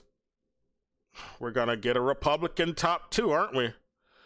Yeah, we just have two Republican parties, let's be real. I mean, whatever you thought the Democrats were, it's not much different from the Republicans at this point. We just have two right-wing parties. Two Nazi parties ran by billionaires. That's myself the cell phone argument. You mean the market that has normalized four-figure smartphones? Oh, if we want to talk about cell phones, well, yeah, I'd rather have a Huawei phone, which is more affordable. The communist phone, basically, what the West calls it. Yeah, I want a communist phone. I don't want a fucking iPhone. I don't want an Android either. I'd rather just have a Huawei phone. They don't let me have it though. I gotta leave the country if I want a Huawei phone, apparently. The billionaire wants to maintain a capitalist economy. What a surprise. Yeah, shocker. These comments are more interesting than probably what the fucking stream's saying. Better off just reading this. He literally brought up, well, you got a cell phone thanks to capitalism. No, because I can have a cell phone from the communists, because communist China makes them. They make, most of the fucking cell phones come from China parts anyway. They're all manufactured in China, even the iPhones. You just overprice them over here in the West for capitalist reasons. So no, we don't need the capitalism to have these fucking phones. Fuck you. So the billionaire wants to maintain a company.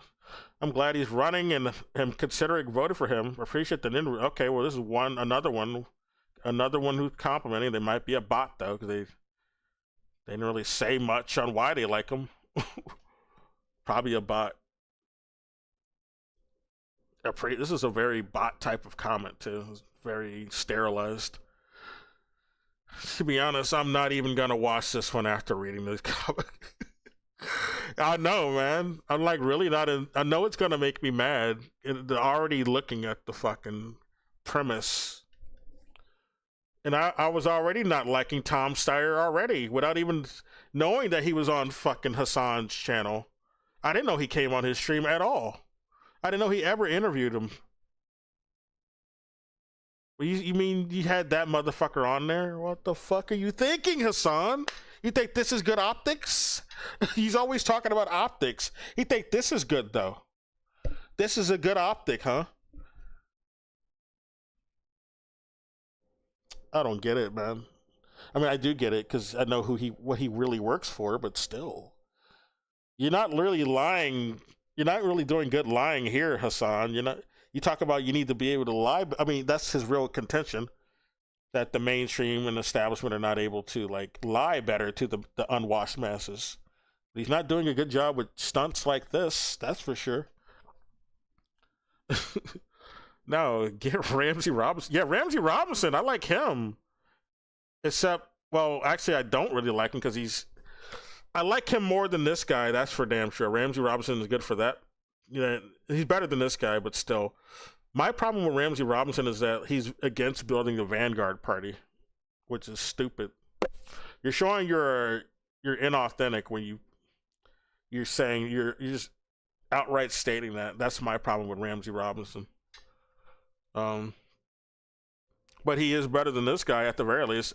Yeah, why has he never had Ramsey Robinson on his show? You think if he's a communist, if Hassan is or he wants to present himself as a communist, because Ramsey Robinson says a lot of communist talking points. He understands making a Vanguard Party, what's that about, but he's just against doing it, which makes him look like a fraud. But yeah, why the fuck don't he have him on his show though? You think he would be on that show? Ramsey Robinson. Yeah. Has he ever been on Hassan? I'm just looking up if he's ever been on Hassan. Ramsey Robinson, Hassan. Has he ever been on his show? It doesn't look like it. Yeah, he's also running in California. I don't think he's ever even mentioned Ramsey Robinson. I don't see any mention of him on anything Hassan related. But he had the billionaire on, the white billionaire. And Ramsey Robinson is a person of color too, if he wants to act like, yeah. He wants to act like he's not a white colonial supporter or anything. You think he'd at least mention him. He wants to say he's not racist, and he brings on his black sort of associates whenever people accuse him of being racist. But he never talks about black people unless he's chastising them or telling them to shut up and sit in the back of the bus. And then that's when he brings on his black associates. But he doesn't talk about he talks about black politicians who are frauds like Cori Bush. Yeah, he'll talk with her because she's a fraud and she's working against black folks. And I know that because she's from my fucking city, St. Louis, where I grew up. So yeah, he likes those type of black people, the Uncle Toms. Yeah, he's okay with them. Those type of people of color. The AOCs, another Uncle Tom. Zohran Mamdani, another Uncle Tom. Fucking asshole. He's more concerned about the feelings of Zionists than actual Palestinians and Muslims. Fuck him. His wife is more based in him, going by some of the tweets she used to make. And she's had to be silenced and neutered more. I don't know how authentic she is, but yeah, those tweets are good. At the very least, she used to make. So it seemed like she was authentic, unless that was just a publicity stunt. I don't know. Unless that was fake news, I don't know. But I like her so far. But it's Zohran telling her that she needs to shut up and sit in the back of the bus herself. He chastised his wife about those tweets. I'm like, dude, you are a bitch.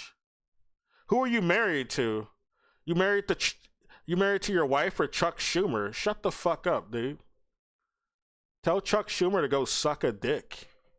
Go tell Israel to go suck a dick too. All right.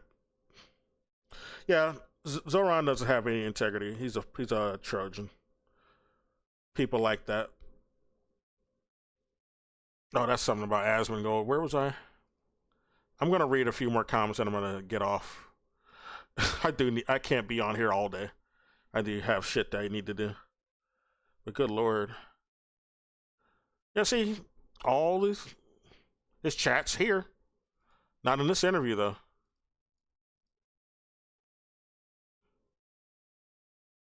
Wait. Let me make sure. This is the main channel too. I wanted to point this out. This is not a Clipper channel. So they kept the chat here. So he'll keep the chat in some of his streams that he's okay with.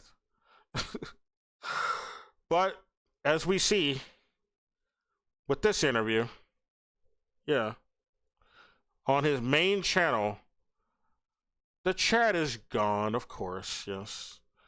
That's how these are the tells you gotta acknowledge with these influencers. That's how you know they're frauds. That's how you know. He didn't want his billionaire friend to be upset, so he edited out the chat on the main channel. That was so kind of him. That's so revolutionary. He really cares about the voice of the masses. Yeah, he's read the room on how to run, but I don't think that his heart is in it. He sounds like he's inauthentic, and I've already know him from outside of this fucking interview, so I know he's inauthentic.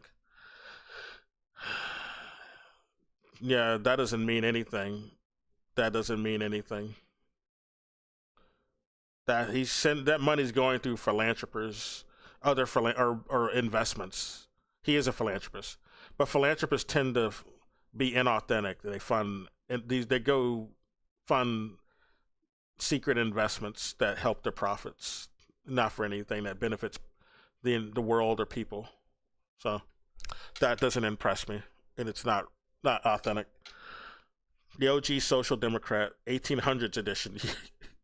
Yeah, these are lessons we should have learned already. Why are we repeating the same bullshit? Man, so many politicians or people aspiring to have such scratchy voices.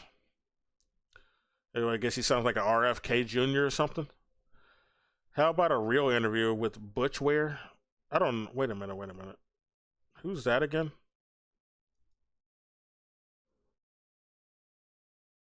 Oh, no, not Ramsey. Ramsey, I confused Butch. That's the thing. No. This is the wrong guy. I got him confused with Ramsey Robinson. Ramsey Robinson is a real one. Actually, I confused these two. Ramsey Robinson is a real one. This is the guy who said building a Vanguard party is wrong. Fuck him. He's a fraud. I don't like this guy. Ramsey Robinson should be like who Hassan should have on his show. Butch Ware sucks though. Like, I guess he could talk to him over this billionaire. He's better than the billionaire. But I don't like him. I like Ramsey Robinson more. He's a fraud. He don't want to do real revolution. So I don't care about him at this point. Not anymore. I used to like him, but we saw where his allegiances really are. So I don't care about him anymore. Ramsey Robinson would be better. Yeah, they're both people of color too. Yeah, so if you want to prove you're not racist, Assad, you could have on both of them, I guess. Instead of and these, people who aren't like Uncle Toms too. Like Ramsey Robinson, not an Uncle Tom. Cori Bush is an Uncle Tom. I don't think did he even have her on his show though? He just did a speech with her in St. Louis. I don't think he's ever really had her on his show though. So yeah. I don't think he really liked her that much. What is the interview with Butch Ware? Yeah, I guess he did have him on his show, but he just hasn't posted it yet. Unless he's just saying he needs to do it. I don't know.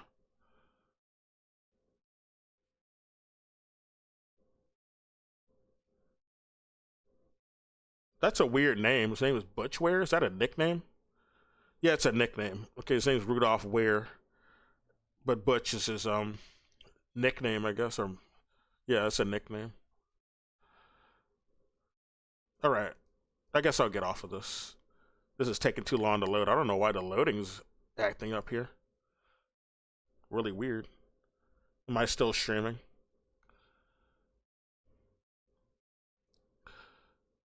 This is a thing about Asmongold being, racist again.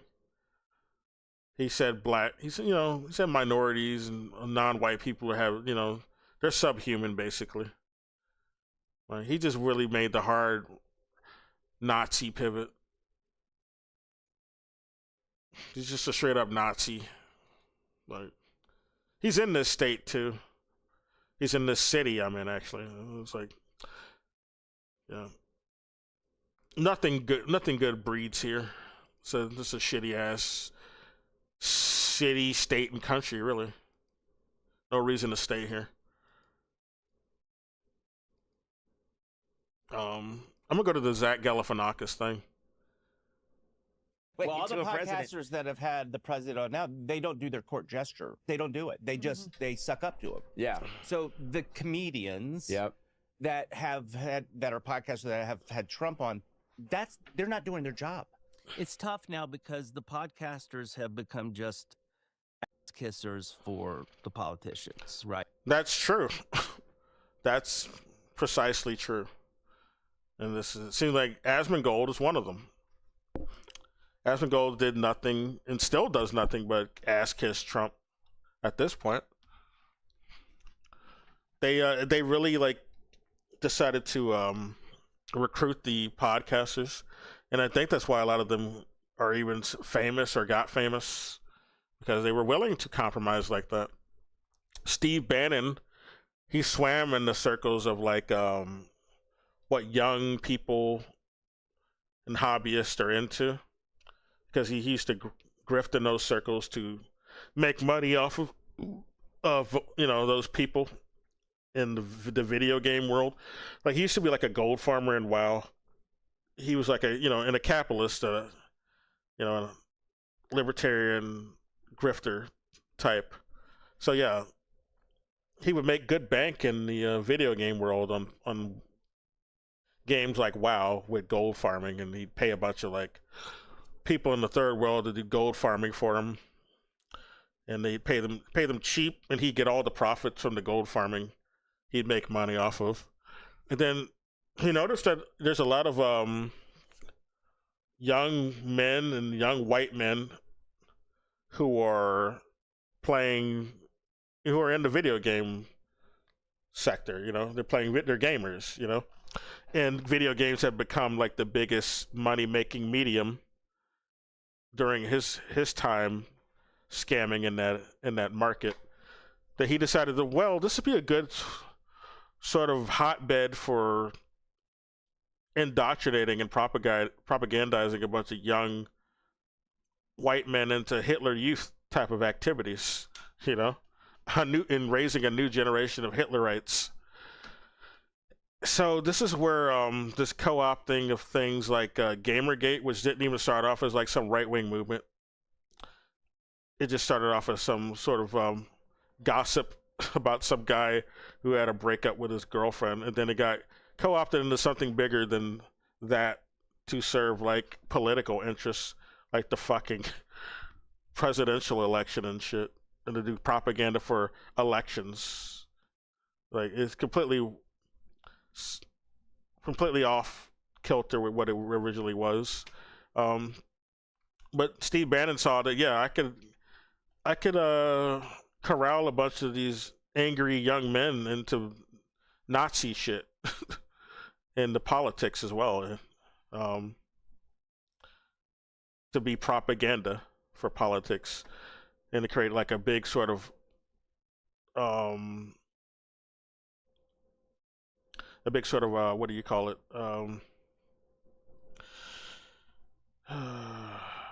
Ideological sort of push on the online space, I guess. And he's pretty much succeeded at this point with that whole that effort's been going on for over 10 years. So yeah, or his efforts at the very least, him personally. He succeeded. He was a part of recruiting people like people like Asmongold, I guess, because Asmongold also was a WoW player, and I guess he probably got indoctrination from Steve Bannon's early efforts on WoW. That's probably why he became so right wing. He was cultivated by his shit. He was spreading in that space. And then Gamergate came, and then all the other shit that followed. Then the elections and propping up of people like, influencing shit like 4chan. He was also, active in trying to influence that space as well, even more than it already was. There was already Fed operation going on 4chan, false flag shit. People like Nick Fuentes was raised on 4chan, and then he got recruited by feds. Like a lot of these pundits, these influencers, streamers, right-wing pundits like Nick Fuentes, they're from 4chan, or they got tapped by feds. A lot of them were like former criminals. Like the person who started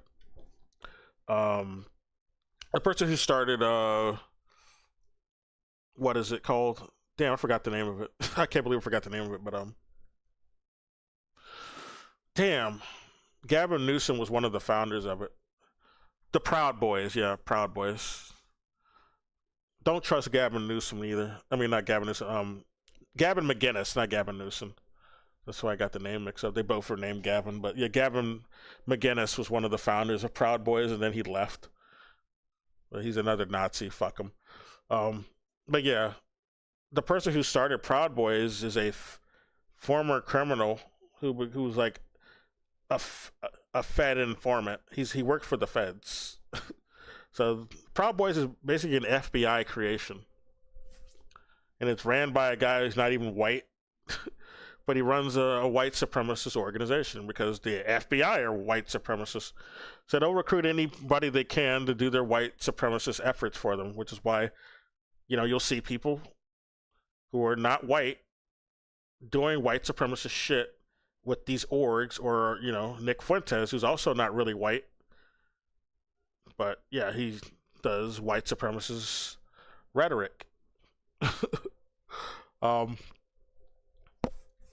They're feds, though, when they serve Fed interest. But Steve Bannon was involved with all that. He's involved. All these influencers are basically plants, or they got tapped by feds. Basically, is the point I'm trying to make. And that's why they like pushed more in the algorithm. The algorithm likes the right-wing fascist shit more, because we have feds running these websites. They run, Google's ran by white supremacists. It ran by the feds. It's ran by FBI. Instagram is now, ever since COVID especially, it's been ran by feds, because Mark Zuckerberg admitted it. So it's not me just saying that. Mark Zuckerberg says, yeah, we let the feds look at all. They approve of messages, okay? They approve who gets promoted in the algorithm, or who's banned or not. Messages on our Facebook.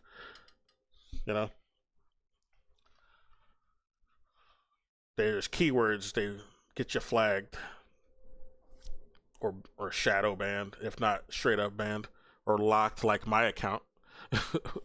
Yeah, I think I have a Facebook account that also got locked as well. Not just a Twitter.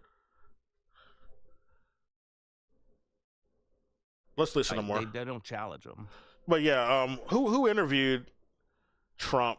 The people who interviewed Trump are also the influencers that are like, they're just paid to do that. Peter Thiel, I guess, might have paid them. Elon Musk, and they're all wealthy. They had enough money to like bribe a bunch of like popular streamers to have Trump on their fucking program, basically. And that's the only reason that happened. They got paid. Yeah. What's that guy's name? Fucking damn. He used to be on Twitch and then he went on Kick. I forgot that guy's name. Yeah, Theo Von also interviewed that motherfucker. Like, yeah. Oh yeah, HTC also had Trump on his show, didn't he? Yeah, another paid shill. This is why they make the right wing pivot. They're paid to. They are agents. That's cool. All right, so it looks like Don't challenge them. Just Job. It's tough now because the podcasters have become just ass kissers for the politicians, right? They don't challenge them. They just like, He's right. Yeah, that's cool. He's All right, absolutely so- right. No facts detected here. And Rogan has especially become this. It's gotten so bad that even his audience has been calling it out. His own audience just clowns him constantly, it seems. Like his show has gotten worse. It's gotten worse sort of rate or hits now than fucking Midas Touch, which is just a milquetoast liberal political channel. But he's doing worse than even them at this point. It's pretty bad. It's pretty bad when you can't even beat those guys, Rogan. looks like the actor and comedian Zach Galifianakis, who you probably recognize from the Hangover movies or Between Two Ferns. Like, I remember when Rogan was endorsing Bernie. Like, he's come a long way since then. Just an out-and-out shill. Won't even talk about the Epstein files, which are right up his alley. Epstein files would have been right up his alley back in the day. Won't even touch him anymore. Won't even touch the subject. Even after shit that's come out. This went absolutely ballistic on all the podcasters in the Rogan sphere who interviewed Trump before the elections in 2024. Yeah, all these douchebags. And this motherfucker, fuck him. He's in the new Street Fighter movie. So, you know, I'm just going to bootleg that movie if I ever watch it. It looks goofy anyway. I mean, the first one was goofy. Yeah, these are all shitheels. Theo Von denounced Trump at this point, but he's still a shitheel. Because Zach Galifianakis is also a comedian who's had politicians on his show in the past, as he had Barack Obama and Hillary Clinton on his show Between Two Ferns way back in the mid-2010s. But if you've seen those already, then you'd obviously know that he approached these interviews way differently than Rogan, Schultz, and Theo Von. As his interviews, Yeah, Schultz, that's the guy who's in the new fucking Street Fighter movie. based around He plays Dan, who's a shitty character anyway. and Rogan, Schultz, and Theo Von, as his interviews were entirely based around comedy, while the Trump podcasts were pretty much just hours of Look at propaganda this. slop. So for him to see these so And you see the interviews, how they act in the interviews, it's really embarrassing. They're like total prostitutes in the interviews. They laugh like a prostitute trying to make the Mark or the John that they're trying to get money out of really satisfied. You know, they laugh like them. called comedians who have quote-unquote comedy podcasts doing absolutely zero comedy while glazing Donald Trump to no end was an absolute disgrace and a complete embarrassment to the comedy world. Well, I mean, we've talked about it. I won't go into it, but I do think that was particularly helpful to you when you did your famous Between Two Ferns interview with Obama, because you're the only person that gave him, I mean, you know, I know that this in any way was just you doing your comedy, but you were so rude as that person. Yeah, good, Conan. Shut the fuck up. I used to like Conan, but then I found out he was a Zionist, so fuck him. He's a piece of shit, and I think he's mad that, you know, he was rude to these douche nozzle politicians, as they deserve no courtesy anyway. Fuck them. They deserve rudeness. So fuck you, Conan. Right. And it's hilarious because I don't think anyone's talked to, certainly a sitting. Hey, hello. I didn't even notice you commented. What's up? Wait a minute. Let me look at your comment closely. They're a bunch of lib shits. I know. They are. They're a bunch of lib shits. Fuck them. I don't feel sorry for them. President, or even in this time, no one's talked that way. Well, all the to a president. podcasters that have had the president on now, they don't do their court gesture. They don't do it. They just they suck up to him. Yeah. So the comedians that have had that are podcasters that have had Trump on. Oh yeah, hello. Thanks for coming in. Wishing it Bugman Bill. That's like a superhero name. Sounds cool. Hi. You caught me at the end of my stream, but I'm gonna go a little bit longer. We'll show a little bit of these interviews, and I gotta get out. But yeah, I won't be streaming for a while, so I just wanted to do one big stream before I stop streaming for a while because I'm gonna move soon. But welcome in. I will come back to do more streams more consistently the next time I do stream though. They're not doing their job. Yeah. Yeah. That's not the job of a comedian. You are to challenge. Yeah. You are to make uncomfortable. You're not to sit there and fake laugh. Yep. That is not the job of the court jester. Yeah. Period. So there is a difference. Somebody yesterday was talking to me about that, about, political influence through comedy and all that stuff.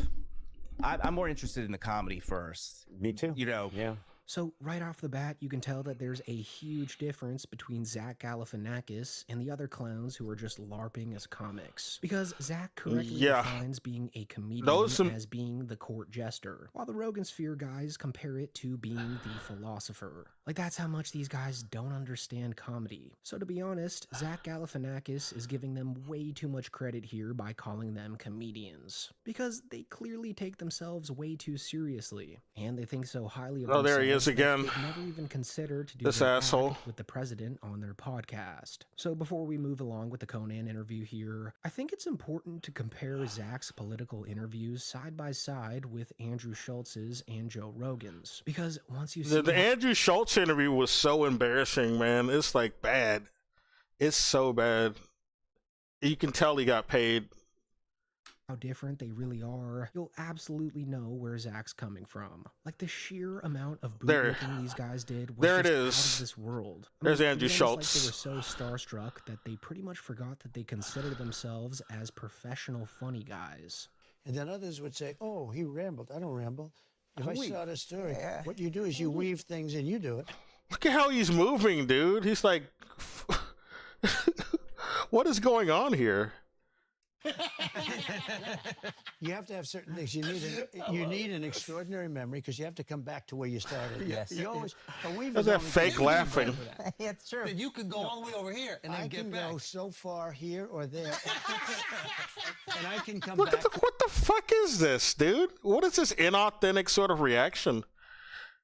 He's like, they're just so happy they got paid to even do this fucking interview. Like, what is this?